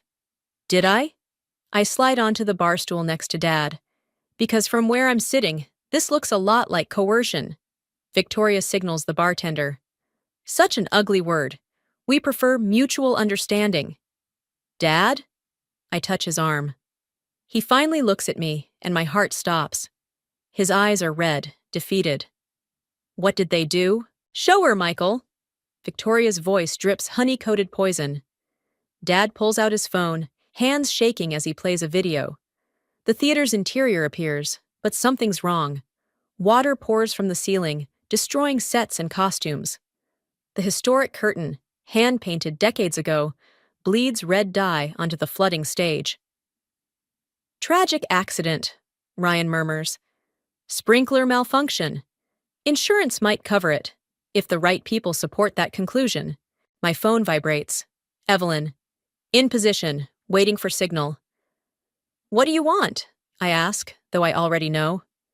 Victoria places a stack of papers before me.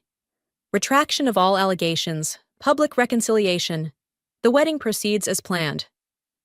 And if I refuse? Then the theater isn't the only thing that'll drown. Ryan's mask slips, showing something ugly beneath. Your father's reputation, Your career, every relationship you've ever built. We'll destroy it all. Another text. Reporter ready, say the word. I reach for the papers, pen hovering above the signature line. Dad's hand covers mine. Don't, he whispers. Please. I have to. My voice breaks. They'll take everything. They already have. He stands suddenly, facing Ryan. You want to destroy something? Start with me. Leave my daughter out of it. Ryan laughs. Bit late for paternal protection, isn't it? Besides, Nina's a big girl. She can make her own choices. I sign the papers, each letter feeling like a betrayal. Victoria snatches them up with a triumphant smile. Now, she purrs, about that wedding announcement. The bar's TV flickers to life. Breaking news. My heart pounds as I recognize the reporter, Evelyn's contact. Breaking tonight. Exclusive evidence of systematic corruption in city development projects. Ryan lunges for the remote, but it's too late. The screen fills with documents, emails, recordings. Everything we gathered. Everything I didn't tell them about. Primary sources implicate developer Ryan Matthews and socialite Victoria Matthews in multiple cases of fraud, coercion, and environmental violations. You promised. Ryan grabs my arm, fingers digging in. You signed. I signed your papers. I pull free. Evelyn released the evidence. Victoria's face contorts. You stupid girl. You have no idea what you've done. She reaches into her purse. My blood turns to ice as she withdraws not papers, but a small revolver. Mother, Ryan warns. Not here. Shut up. Her hand trembles. You think this is a game? That theater was just the beginning. By morning, everything you love will be ashes. The bartender reaches for a phone. Victoria swings toward him. Don't. In the chaos, Dad steps between us. That's enough, Victoria. Move, Michael. No. His voice carries the authority of countless stage directions. You want to destroy something? Start with me. The gun wavers. Sirens wail in the distance. Last chance, Victoria hisses. Call off the reporter, or... The explosion of sound fills the room. Dad stumbles. Red blooms across his chest. Time stops. Someone screams. Maybe me. Victoria stares at the gun in her hand, like she's never seen it before. Ryan backs away, already crafting his denial. As Dad crumples, I catch him, lowering us both to the floor. His blood seeps into my clothes, hot and accusing. Nina, he whispers. The show must... His eyes close. The sirens grow louder, but they're too late. They're all too late. I hold my father and watch my revenge transform into something darker, more terrible than I ever imagined. The show must go on. But not like this. Never like this. The hospital corridor stretches endless in white. Dad's in surgery, fighting for his life, while I sit here covered in his blood. Evelyn paces nearby, her camera still recording everything. Police have Victoria and Ryan in custody, she says. The evidence is overwhelming. They're finished. Good. The word tastes like ashes. The TV in the waiting room plays footage from the Maxwell. Security cameras caught everything. Victoria's breakdown, the gun, Dad stepping forward. My revenge, perfectly documented in high definition. A doctor approaches. I stand on shaking legs, but she walks past to another family. Their relieved cries echo down the hall. Nina!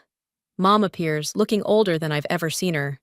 I just heard, don't! I can't handle her guilt right now. Just, don't! The elevator dings. 2 detectives emerge, their faces grim. Miss Walker, we need your statement. Before I can respond, Ryan's voice rings out. Nina! He's in handcuffs, flanked by officers. Victoria's nowhere in sight. They must be processing them separately. 2 minutes, his escort says, maintaining a firm grip. Ryan steps closer, his perfect facade cracked beyond repair. I can fix this. Mother's unstable. Everyone saw that. I'll testify. Trying to save yourself again? My voice sounds distant, hollow. That's all you've ever done, isn't it? Save yourself, no matter who gets hurt. You don't understand. She's been like this since father died. Controlling, paranoid. He leans in, desperate. Help me take her down, and I'll make sure you and Michael are taken care of. A laugh bubbles up, bitter as poison. Still negotiating? Dad's fighting for his life because of you. Because I wanted revenge so badly, I couldn't see what it would cost. Nina, please. You want to know something funny? I stand, Dad's blood flaking off my clothes. I actually loved you. Even after I discovered your plans, part of me hoped there was something real beneath all the lies. His mask slips completely. There was. There is. Everything I did. Was for business. Family is business, remember? The elevator opens again. Victoria emerges in handcuffs, escorted by more officers. Our eyes meet. For a moment, I see something familiar in her face. The same desperate need for control that drove my own actions. I should thank you, I tell her. You taught me something important about revenge. She straightens, trying to maintain dignity despite the handcuffs. And what's that? It's just another form of control. You couldn't stand that Dad had something real. Respect, talent, integrity, things you could never buy or manipulate. So you tried to destroy it. I was protecting my son, she spits. Everything I built. You built nothing. You just tore things down and called it progress. Ryan starts to speak, but a commotion down the hall cuts him off. Medical staff rush past, alarms blaring. Code blue or 3. Code blue. The world stops. That's Dad's operating room. I run, ignoring shouts behind me. Through double doors, past startled nurses. The observation window shows a flurry of activity around a still form on the table. Clear! The body arches. Nothing.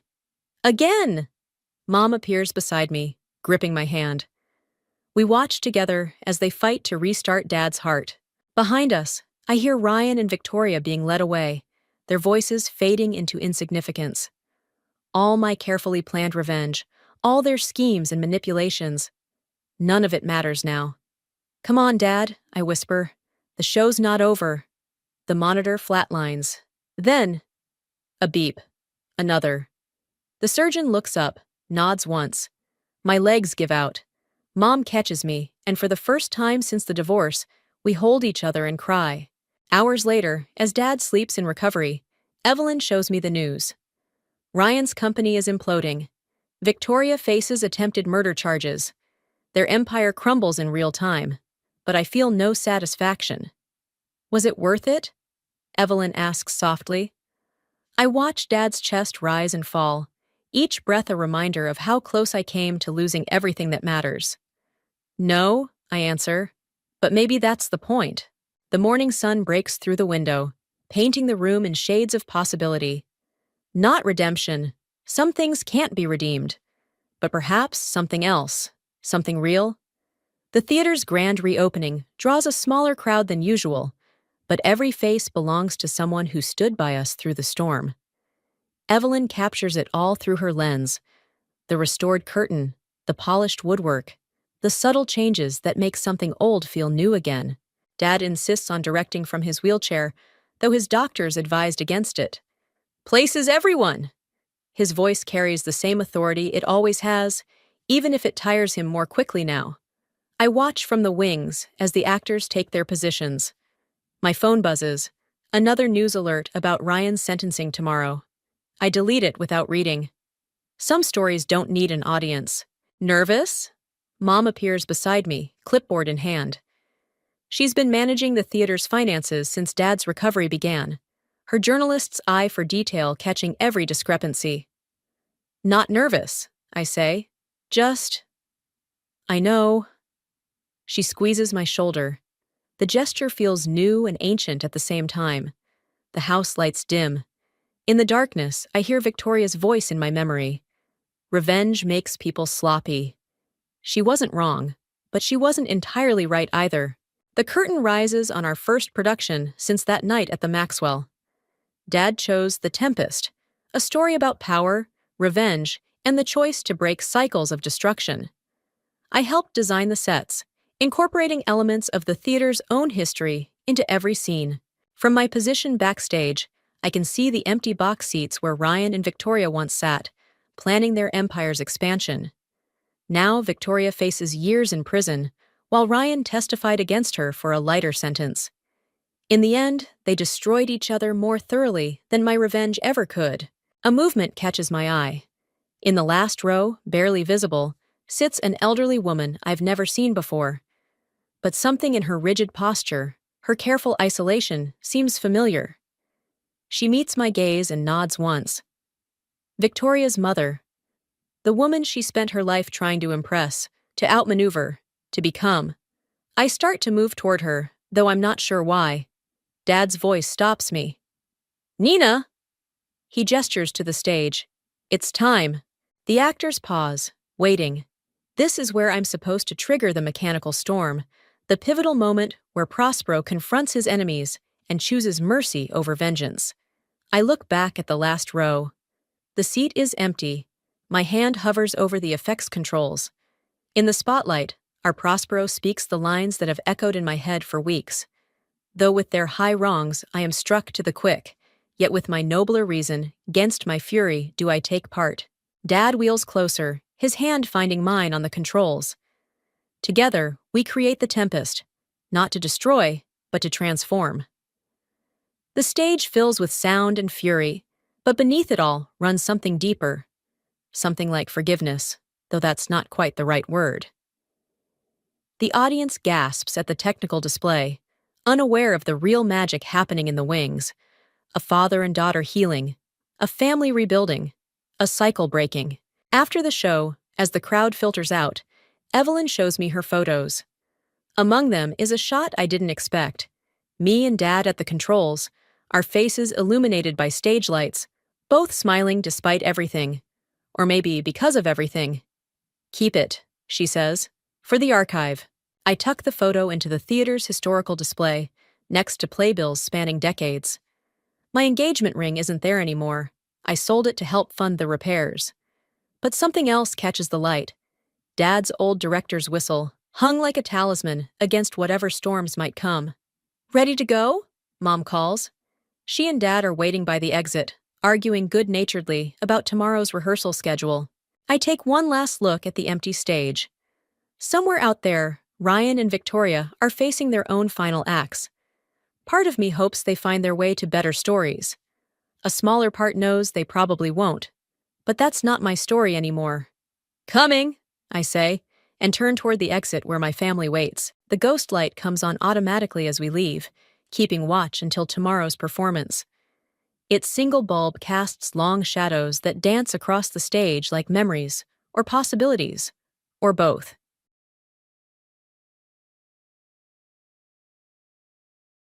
The message glowed on my phone screen like a poisoned arrow. Your sister emptied the business account. Every penny. Check the transfers from last Tuesday. I stared at those words until they burned into my retinas.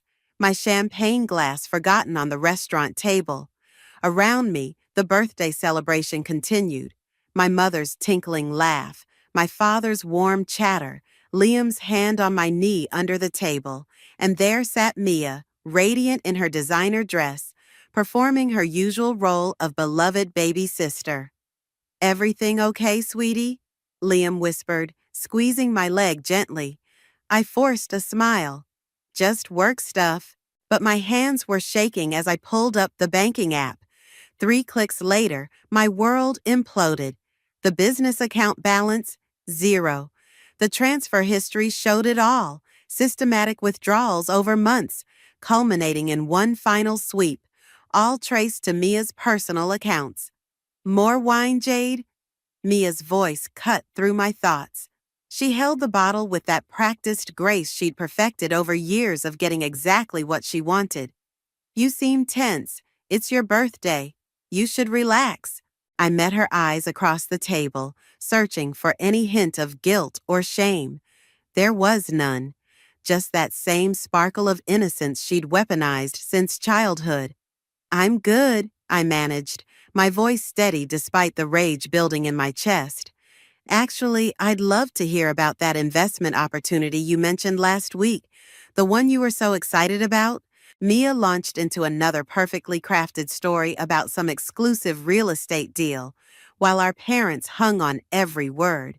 Ryan, her husband, stared at his plate, pushing food around with his fork. He knew. He had to know. My phone buzzed again. Check the second account too, and the trust fund. Each notification felt like another nail in my coffin of denial. I'd spent years making excuses for Mia's behavior, smoothing things over, keeping the peace. Now the evidence was undeniable. She'd been systematically bleeding our family dry while we celebrated her successes. Remember when we were kids, Mia was saying, and Jade would always give me her dessert? Such a protective big sister. She reached across the table to squeeze my hand. You've always taken care of me. I withdrew my hand slowly, feeling the weight of every lie, every manipulation, every moment I'd chosen family harmony over confrontation. Yes, I said quietly. I suppose I have.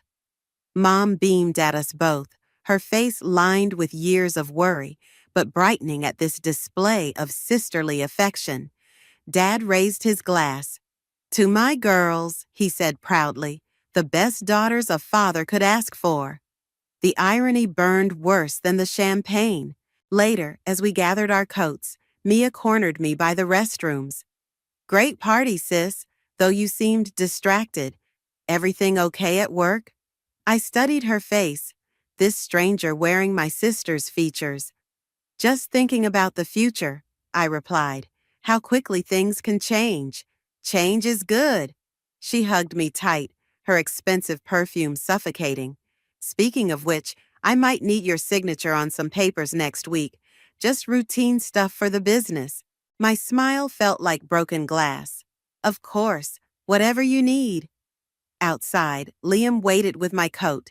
As he helped me into it, he whispered, You're trembling. What's wrong? I watched Mia climb into her luxury car, our parents waving goodbye with proud smiles. My phone weighed heavy in my pocket, filled with proof of betrayal. Nothing, I said. Just realized I've been playing the wrong game all these years. I turned to him, decision crystallizing like ice in my veins. But that changes tonight. Jade, I'll explain everything later. Right now, I need you to help me make some calls. It's time to show my dear sister what happens when the protective big sister stops protecting. 3 days after my birthday dinner, I sat across from my mother at her kitchen table, watching her hands tremble as she lifted her teacup. The morning light caught the new worry lines around her eyes, making her look older than her 55 years. Your father's blood pressure is getting worse, she said, her voice barely above a whisper. The doctor wants him to reduce his workload, but with the new expansion plans Mia's pushing, I gripped my own cup tighter. What expansion plans? Oh, she didn't tell you. She's already signed the lease on that new location downtown. Such a prime spot, she says. Though I don't know how we're affording it. Mom's laugh was brittle. But you know your sister. She has such a vision for things. The familiar acid of rage burned in my stomach. And Dad's okay with this? He trusts her judgment. Says we need to take risks to grow. She hesitated, then added, Though I noticed him checking his heart medication twice this morning. The doorbell rang, and Mom's face brightened with practiced efficiency. That'll be Mia. She's bringing the contractor by to discuss renovations. I stood, gathering my things. I should go. Please stay. Mom caught my hand. You've always been good with numbers. Maybe you could look over the proposals? Before I could answer, Mia burst in, trailing expensive perfume and a man in a suit.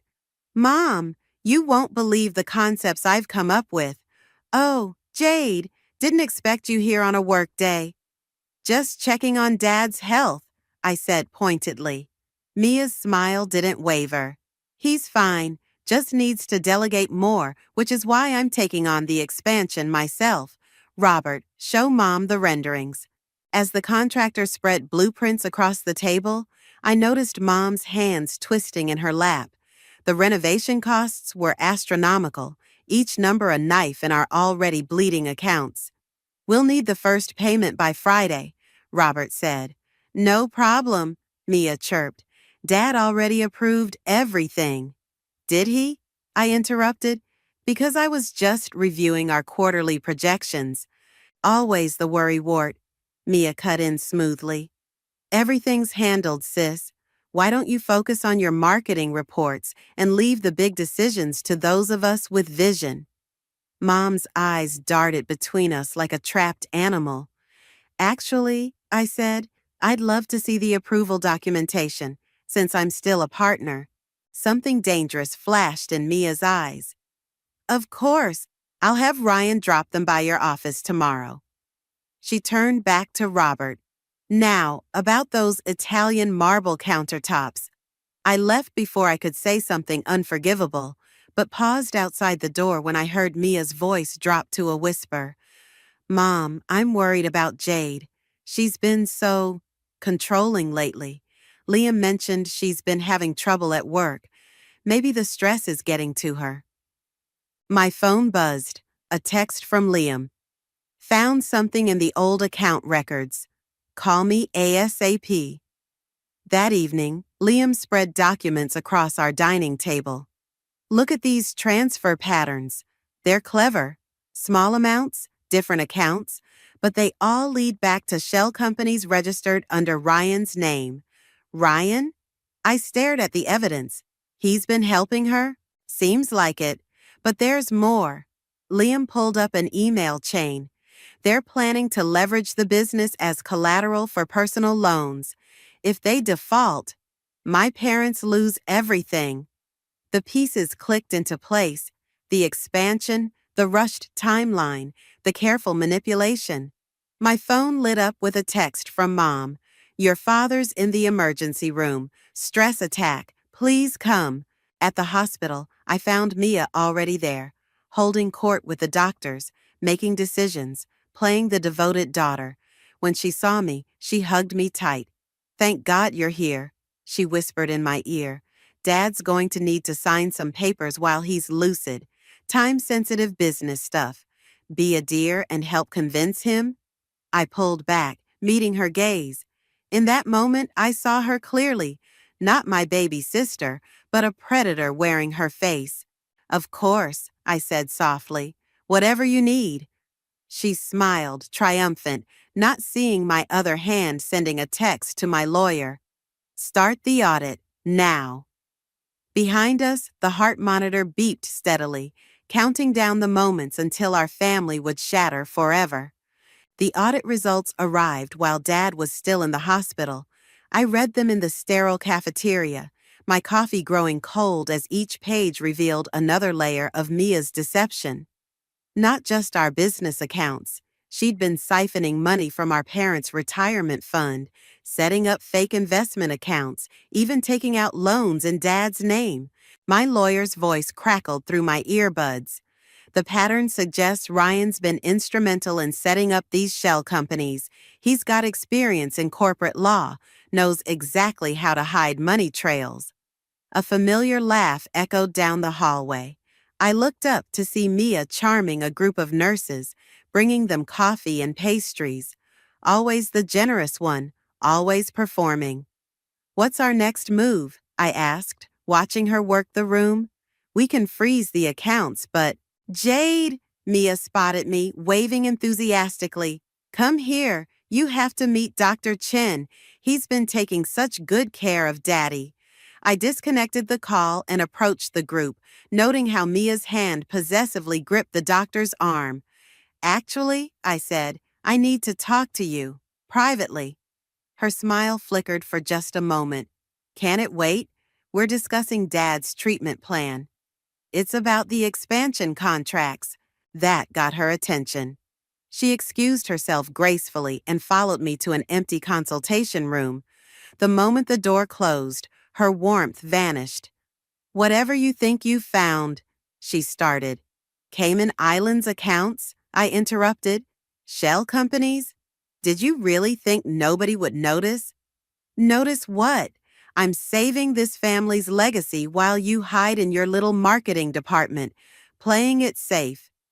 She stepped closer, voice dropping. Dad understands business requires risks. Does he understand fraud? Her laugh was sharp as broken glass. Fraud, please. Everything I've done is perfectly legal. Ryan made sure of that. Ryan. The pieces clicked. That's why you married him. You needed a lawyer who'd play along. Something dangerous flashed in her eyes. Careful, sis. You're starting to sound paranoid. Maybe the stress is affecting your judgment? I heard about that presentation you bombed last week. My blood ran cold. I hadn't told anyone about that presentation, except Liam. What did you do? Me? Nothing. Her innocent expression was perfect. But it would be terrible if the board found out about your emotional instability, especially with your performance review coming up. My phone buzzed, a text from Mom. Where are you? Dad's asking for both of us. Mia checked her reflection in the window, adjusting her hair. We should go, family first, right? In Dad's room, she transformed again, the devoted daughter, gently helping him sit up, adjusting his pillows. I watched Mom watch her, saw the mixture of love and fear in her eyes. Girls, Dad's voice was weak but determined. We need to discuss the business. Mia produced a folder from her designer bag. Perfect timing. I have the papers for the expansion ready. Actually, I cut in, I have something you need to see first. I pulled out my own folder, the audit results. Jade, Mia warned, but Dad was already reading, his face growing paler with each page. Mom leaned over his shoulder, her hand flying to her mouth. This can't be right, she whispered. It's not, Mia snapped. Jade's obviously fabricated. The trust fund, Dad interrupted. The one for your mother's medical care. You emptied it? Mia's composure cracked just for a second. I can explain everything. The market opportunities. The heart monitor's beeping accelerated. Doctor, Mom called out in panic. As medical staff rushed in, Mia grabbed my arm, nails digging in. You've just declared war, she hissed. Hope you're ready for the casualties. I watched her storm out, then looked back at our parents, Dad fighting for breath, Mom crying quietly beside him. My phone lit up with another message, this time from Ryan. We need to talk, alone. The monitor's steady beeping filled the silence as I made my choice. I'd tried playing peacekeeper all my life. Now it was time to play Mia's game, and I had nothing left to lose. I'll be right back, I told Mom, already dialing my lawyer. There's something I need to do. I met Ryan at a coffee shop across town, far from the hospital, and Mia's watchful eyes. He looked different away from my sister, smaller somehow, his expensive suit hanging loose like borrowed armor. She's going to destroy everything, he said, stirring his untouched coffee. Not just the money, your parents, the business, you. She won't stop until it's all gone. Why tell me this now? He pulled out his phone, sliding it across the table. Because of this. The screen showed a series of messages between Mia and someone named Marcus. Plans for after the business collapsed. A new life, a fresh start, a fortune safely hidden away. No mention of Ryan. She's planning to leave you, I said. She's planning to leave everyone. His laugh was hollow. The expansion? It's designed to fail. The contracts are rigged to default. When it crashes, she walks away clean while your parents lose everything. My fingers tightened around my cup. And you helped her set this up. I did. He met my eyes. That's why I can help you stop it. Before I could respond, my phone buzzed. Liam. Your office was broken into. Files missing. Police here now. The world tilted sideways. I knew exactly which files were gone. She's moving faster than I thought, Ryan said, reading my expression. You need to decide now. Are you ready to do whatever it takes? My phone buzzed again. Mom, where are you? Mia's lawyer is here with emergency papers for Dad to sign. I have to go. I stood, but Ryan caught my wrist. Wait, there's something else. He hesitated. The anonymous tip about the accounts? It wasn't me. Someone else knows what she's doing. Someone close to her. At the hospital, I found Mia holding court in Dad's room, a stranger in an expensive suit beside her. Mom sat in the corner wringing her hands. Perfect timing, Mia beamed. We were just discussing the restructuring plan. To protect the business, of course. By having Dad sign over complete control while he's on heart medication? It's standard procedure, the lawyer interjected smoothly. Given the circumstances. The circumstances being that you're trying to strip our parents of everything before the audit goes public? Mia's smile never wavered, but her eyes went cold. Daddy, see how paranoid she's becoming? This is exactly why we need to act now, before her instability puts everything at risk. Dad looked between us, confusion clouding his face. The heart monitor's beeping increased slightly. Don't sign anything, I said. Please, stop causing drama, Mia snapped. This is business, not one of your emotional crusades. My phone buzzed yet again. An unknown number. Check the safety deposit box. Keys in your mother's jewelry box. Who's Marcus? I asked suddenly. Mia's perfectly manicured nails dug into her palms, the only crack in her composure. I don't know what you're talking about. Really? Should we ask Ryan? For the first time, real fear flickered across her face. Then her expression hardened. Mom, could you get Dad some water? And Jade, I think you should leave. You're clearly not in a rational state. I'm not going anywhere. She stepped closer, voice dropping to a whisper. Yes, you are. Unless you want the board to receive certain evidence about corporate espionage. Amazing what security cameras can catch in an office late at night.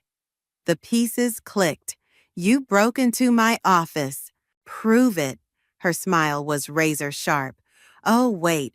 The security footage from that night seems to have been corrupted. Only my copy remains. I looked at our father, pale and confused in his hospital bed, our mother hovering anxiously nearby. Everything I'd tried to protect, everything Mia was ready to destroy. You've got 1 hour, Mia murmured. Walk away or I burn everything down and make sure you take the fall. I met her gaze, finally seeing the truth. This wasn't about money or power. This was about breaking me. 1 hour, I repeated, turning to leave. But not to run, to find that safety deposit box. Someone wanted me to know something, and I had a feeling it would change everything. Behind me, I heard Mia's voice, sweet as poison. Now, Daddy, let's talk about these papers. The safety deposit box key felt impossibly heavy in my palm as I stood in the bank vault. My mother's jewelry box had been exactly where the mysterious texter said it would be. Now, facing the metal drawer, I hesitated. Would you like some privacy, Ms. Parker? The bank clerk asked. I nodded, waiting until his footsteps faded before inserting the key. Inside lay a single manila envelope, yellowed with age. The handwriting on it stopped my breath. My grandmother's distinctive script, for Jade when the time comes. My phone buzzed. Liam, tech startup meeting in 30. Still coming? I'd almost forgotten. The investment meeting I'd arranged behind Mia's back, my first step toward financial independence. But the envelope in my hands felt like a ticking bomb. Start without me, I texted back. Then I opened the envelope. Photos spilled out, newspaper clippings, bank statements, and a letter that made my hands shake. My phone rang. Mia. I let it go to voicemail, reading faster. The evidence painted a picture I'd never imagined. a pattern of manipulation and fraud going back decades, starting with our grandmother's estate, but not by Mia, by our mother. I thought I'd find you here. I whirled around. Mom stood in the doorway looking smaller than I'd ever seen her. You knew, I said, about the box, about Marcus. Marcus was your grandmother's accountant. She stepped closer. And yes, I knew what you'd find, because Mia found it 3 years ago. The pieces clicked together with sickening clarity. She's been blackmailing you. Protecting the family, she calls it. Mom's laugh was brittle. Just like I did all those years ago, the sins of the mother. Why tell me now? Because she's becoming what I was, what I taught her to be, without even realizing it. Mom touched one of the photos. But you're like your grandmother, strong enough to break the cycle. My phone buzzed again. The startup meeting. A chance at freedom, at a clean slate. I've arranged something, I said slowly. A new investment, separate from the family business. I could get you and Dad out? No. Mom's voice was firm. I made my choices. Now Mia's making hers. The question is, what will you choose? Before I could answer, my phone lit up with a text from an unknown number. Tick-tock, 1 hour's almost up. Mia. She has evidence against me, I said, from my office break-in. No, she doesn't. Mom pulled out her own phone, showing me security footage of Mia entering my office that night. I've been gathering my own insurance. I stared at her, this woman I thought I knew. Why didn't you stop her, all these years? The same reason you haven't. Fear, guilt, love. She touched my cheek. But maybe it's time we both stop protecting the wrong things. My phone buzzed one final time. Liam, startup CEO loves your proposal. Ready to sign. Where are you? I looked at the evidence in my hands, at my mother's tired face, at the security footage of my sister becoming exactly what our family legacy had created. I need to make some calls, I said, starting with our lawyer. She'll destroy everything, Mom warned. No. I gathered the documents, my voice steady. She'll try, but I'm not playing defense anymore. I stepped out of the vault, already dialing Liam's number. Behind me, I heard Mom's quiet words. Your grandmother would be proud. The startup meeting could wait. I had other investments to make now, in truth, in justice, in breaking a cycle of manipulation that had poisoned 3 generations of our family. My phone lit up with another message from Mia. Time's up, sis. Ready to lose everything? I typed back 4 words that would change everything. Game on, little sister. Then I called Ryan. It was time to show Mia what real strategy looked like. She thought she was protecting her secrets, but I had just inherited a legacy of them, and unlike her, I knew exactly how to use them.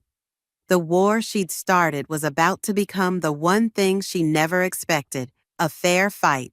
The board meeting room felt like a tomb. I sat alone at the massive table, surrounded by empty chairs, waiting for the storm I'd unleashed. My grandmother's documents lay spread before me like a battle plan.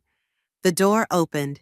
Mia swept in, followed by her lawyer and, my heart sank, the entire board of directors. Her smile was razor sharp. Sorry I'm late, she purred. I was just showing the board some interesting security footage from your office. I kept my face neutral. Really? The footage Mom has, or the edited version you created? Her smile flickered, just slightly. The board members took their seats, their faces grim. The CEO, Harrison, spoke first. Jade, these allegations of corporate espionage are extremely serious. They are, I agreed, sliding the first document forward. Almost as serious as systematic fraud dating back 20 years. Mia's lawyer jumped in. These documents aren't admissible. In court, maybe, I cut him off. But this isn't court. This is a family business. I met each board member's eyes. And family secrets have a way of coming out. My phone buzzed. A text from Liam. Ryan just called. Something's wrong. He's backing out. My stomach dropped, but I kept talking, laying out the evidence. The old fraud, the new schemes, the planned bankruptcy that would destroy everything our parents built. Mia's mask started cracking. You're going to destroy this family. No, that's your job. I pulled out the final document, the proof of her planned exit strategy with Marcus. I'm just finishing what grandmother started. The boardroom door burst open. Ryan stumbled in, his face ashen. It's your father, he gasped. He's had another heart attack. They don't think. I was already moving, but Mia blocked my path. How convenient, she hissed. Another crisis just when you're about to lose everything. Get out of my way. The board hasn't dismissed the charges against you, her lawyer interjected. Leave now and you'll be in breach. To hell with the charges. I shoved past them, but Mia grabbed my arm. You really think you can save them? Her voice was pure venom. Look what your little revenge plot has done. Dad's dying, Mom's breaking, and you're about to be arrested for corporate theft. I warned you what would happen if you fought back. My phone buzzed again. Mom, where are you? He's asking for both of us. Choose, Jade, Mia whispered. Your revenge or your family. You can't have both. I looked at the boardroom table, at the evidence that could destroy Mia, at the faces watching this family drama unfold, then at my sister's triumphant smile. The documents are yours, I said quietly. All of them. Just let me see Dad. Smart girl. She gathered the papers with practiced efficiency. I'll have security escort you out, permanently. As the guards led me to the elevator, I heard her addressing the board, spinning another perfect story about a troubled sister, a family tragedy, her burden of responsibility. In the lobby, Ryan caught up with me. Jade, wait, there's something you need to know about Marcus. Not now. I brushed past him, heading for my car. Tell me at the hospital. He's not just her exit strategy, Ryan called after me. But I was already gone, racing through traffic, trying not to think about what I'd just sacrificed. Years of work, my position, my chance at justice, all gone in an instant. At the hospital, I found Mom outside Dad's room, her face tear-stained. He's stabilized, she said, but through the window, I saw Dad lying there, small and pale. Mia was already at his bedside, holding his hand, playing the devoted daughter. My phone lit up one last time. An unknown number. You made the right choice. Family first. Always. M. I stared at the message, remembering grandmother's words in her letter. The truth isn't just about exposing lies. It's about choosing the right moment to strike. Mom squeezed my hand. You gave up everything, she whispered. No. I watched Mia through the window, saw the victory in her posture, the certainty that she'd won. I just changed the battlefield. But as Dad's monitors beeped steadily and Mia continued her performance, I wondered if I'd just made the biggest mistake of my life. Sometimes I was learning. The price of doing the right thing feels exactly like surrender. The text from Ryan came at midnight. Marcus is your father's illegitimate son. Mia's known for years, using it to control Mom. Meeting them tonight at the marina. Last chance to stop this. I stared at my phone, pieces clicking into place, the mysterious messages, Mom's guilt, Mia's endless leverage. 20 minutes later, I pulled into the marina parking lot. A single yacht glowed against the darkness, voices carrying across the water. I recognized Mia's laugh, sharp as broken glass. The papers are signed, she was saying. Once the transfer clears tomorrow, there's nothing they can do. I stepped onto the dock, my footsteps hollow against the wood. 3 figures turned, Mia, Ryan, and a man I'd never met but somehow recognized. Marcus had our father's eyes. Well, Mia's smile was vicious. The prodigal sister arrives. It's over, Mia. I held up my phone. Ryan sent me everything. The real documents, the recordings, Marcus's DNA test. Did he? She glanced at her husband. Show her, darling. Ryan pulled out a gun. Sorry, Jade, he said quietly. But family comes first. My laugh surprised even me. That's what this was about? Family? You've been destroying ours for years. I've been protecting it. Mia's composure cracked. While you played perfect daughter, I kept Dad's dirty secret. I protected Mom from the truth. I built everything we have. By stealing, blackmailing, driving Dad to heart attacks, by doing what needed to be done. She stepped closer, trembling. You have no idea what it's like, living in your shadow, the responsible one, the successful one. Even now, you think you can swoop in and save everyone. This isn't about saving anyone anymore. I met Marcus's gaze. It's about the truth. The truth, Mia laughed. The truth is, you've already lost. The business is mine. The board believes you're unstable, and tomorrow, everything transfers to offshore accounts. Check your phone, I said quietly. She frowned, pulling it out. Her face went white. That's a live stream, I continued. To the board, the police, and our parents. Been broadcasting since I arrived. I turned to Marcus. They heard everything. About Dad, about the fraud, about your deal with Mia. Ryan's gun wavered. Mia, shut up.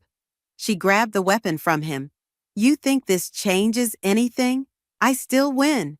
The transfers are frozen, I interrupted. Check your accounts. Her fingers flew over her phone screen, the color drained from her face. How? Remember when I gave you grandmother's documents? You were so busy winning, you didn't notice what I kept. I pulled out a single paper, her original will, the one giving controlling interest to her silent partner, Marcus's mother. Marcus stepped forward. What? She knew Mia, about everything, and she made sure the truth would come out when it needed to. Sirens wailed in the distance. Mia's hand tightened on the gun. You're lying. Am I? Check your precious offshore accounts again. Notice who just transferred everything back? Marcus held up his phone. It's done. All of it. Mia's scream of rage echoed across the water. The gun swung toward me. I should have done this years ago. Mia, don't. Ryan reached for her. The gunshot cracked like thunder. I felt the impact before the pain, stumbling backward. But it was Ryan who fell, having shoved me aside at the last second. Mia stood frozen, the gun slipping from her fingers. In the distance, police lights painted the marina in red and blue. You never understood, I gasped, pressing my hand against the graze on my shoulder. This wasn't about winning. It was about stopping the cycle. For all of us. Marcus caught Mia as her legs gave out, as the truth of what she'd done finally hit her. Her sobs mixed with the approaching sirens, with Ryan's pained breathing, with the gentle lap of waves against the dock. I'm sorry, she whispered over and over.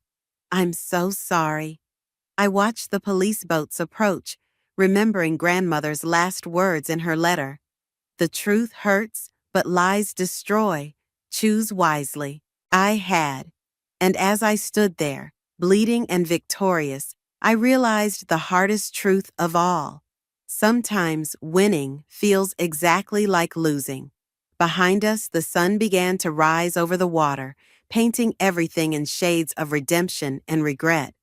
The lake house windows reflected the sunset as I pulled into the driveway. Through the glass, I could see Mom arranging flowers, Dad reading in his favorite chair, a scene of peace that had cost us everything to achieve. Marcus stood on the deck, watching my arrival. Since the marina incident, He'd become an unexpected ally in rebuilding what Mia had broken. Now he nodded in greeting, his expression carrying the same weight of complicated emotions I felt every time I saw our father's features in his face. "She's asking for you," he said quietly. I found Mia in the sunroom, where we'd installed her ankle monitor's base station. She looked smaller somehow, her designer clothes replaced by simple cotton, her perfectly styled hair now natural and streaked with gray. "The prosecutor called," she said without looking up. "They're offering a deal." "I know." I sat across from her. "House arrest instead of prison if you cooperate with the financial investigation." Ryan took a similar deal. Her laugh was hollow. Funny how marriage vows mean nothing when faced with federal charges. Through the window, I watched Dad stand shakily, Mom instantly at his side. Their recovery was slow but steady, now that the weight of secrets had lifted. "Why did you do it?" I asked finally. "All of it? Because I couldn't be you." Her voice cracked. Perfect, responsible Jade. Dad's pride, Mom's rock, everyone's favorite. She met my eyes. "Do you know what it's like, living in a shadow that gets darker every year? You could have talked to me, like you talked to me, about the startup, about Marcus." She shook her head. "We stopped being sisters long before I started stealing." Mom appeared in the doorway, hesitating before entering. "Dinner's ready. Marcus is staying." The silence stretched between us, heavy with unspoken words. "I'll bring a plate in here," I said, standing. "No." Mia's voice was firm. "I'll come to the table." The family dinner was awkward, conversations starting and stopping like faulty engines. Dad asked Marcus about his work. Mom passed dishes with trembling hands. Mia picked at her food, the ankle monitor a constant reminder of boundaries. "I found something today," Mom said suddenly, pulling out an old photograph. "Remember this?" The image showed two little girls in matching dresses, arms around each other, laughing at some forgotten joke. Mia and me, before shadows and secrets, before competition and revenge. "We were happy then," Mia whispered. "We were innocent," I corrected. "There's a difference." After dinner, I found Mom in the kitchen, crying over the dishes. "I should have told you both," she said, "about Marcus, about everything. Maybe if I had." "We all made choices, Mom." I took the dish from her shaking hands. Even grandmother, with her secret will and hidden plans. "She knew this day would come." Mom touched my cheek. "She knew you'd be strong enough to break the cycle." Later, as I prepared to leave, Mia caught my arm. "I found this in my old things." She handed me a folded paper. "You should have it." It was a childhood drawing, two stick figures holding hands, labeled Big Sister and Little Sister, in crayon. "I wanted to be just like you," she said softly, "until I realized I couldn't. Then I wanted to destroy you instead. And now?" She touched her ankle monitor. "Now I'm trying to remember who I was before I became this person." I looked at the drawing, at our younger selves' simple love and trust. Maybe we both need to remember. The sunset painted the lake in shades of gold as I drove away, Marcus's truck following behind. In my rearview mirror, I saw Mom and Dad on the porch, Mia standing slightly apart but present. A family fractured but not destroyed, healing in the spaces between forgiveness and consequence. My phone lit up with a text from Liam. "Coming home?" Home. Not the battlefield this had become, not the prison of expectations it used to be. Just home. "Yes," I typed back, then added, "but I might need to make a few more stops along the way." Because some journeys don't end with victory or defeat. They end with understanding that both healing and scars can exist in the same heart, that love and hurt can share the same blood, and that sometimes the hardest person to forgive isn't your enemy, but the reflection in your rearview mirror, driving away from what was toward what could be.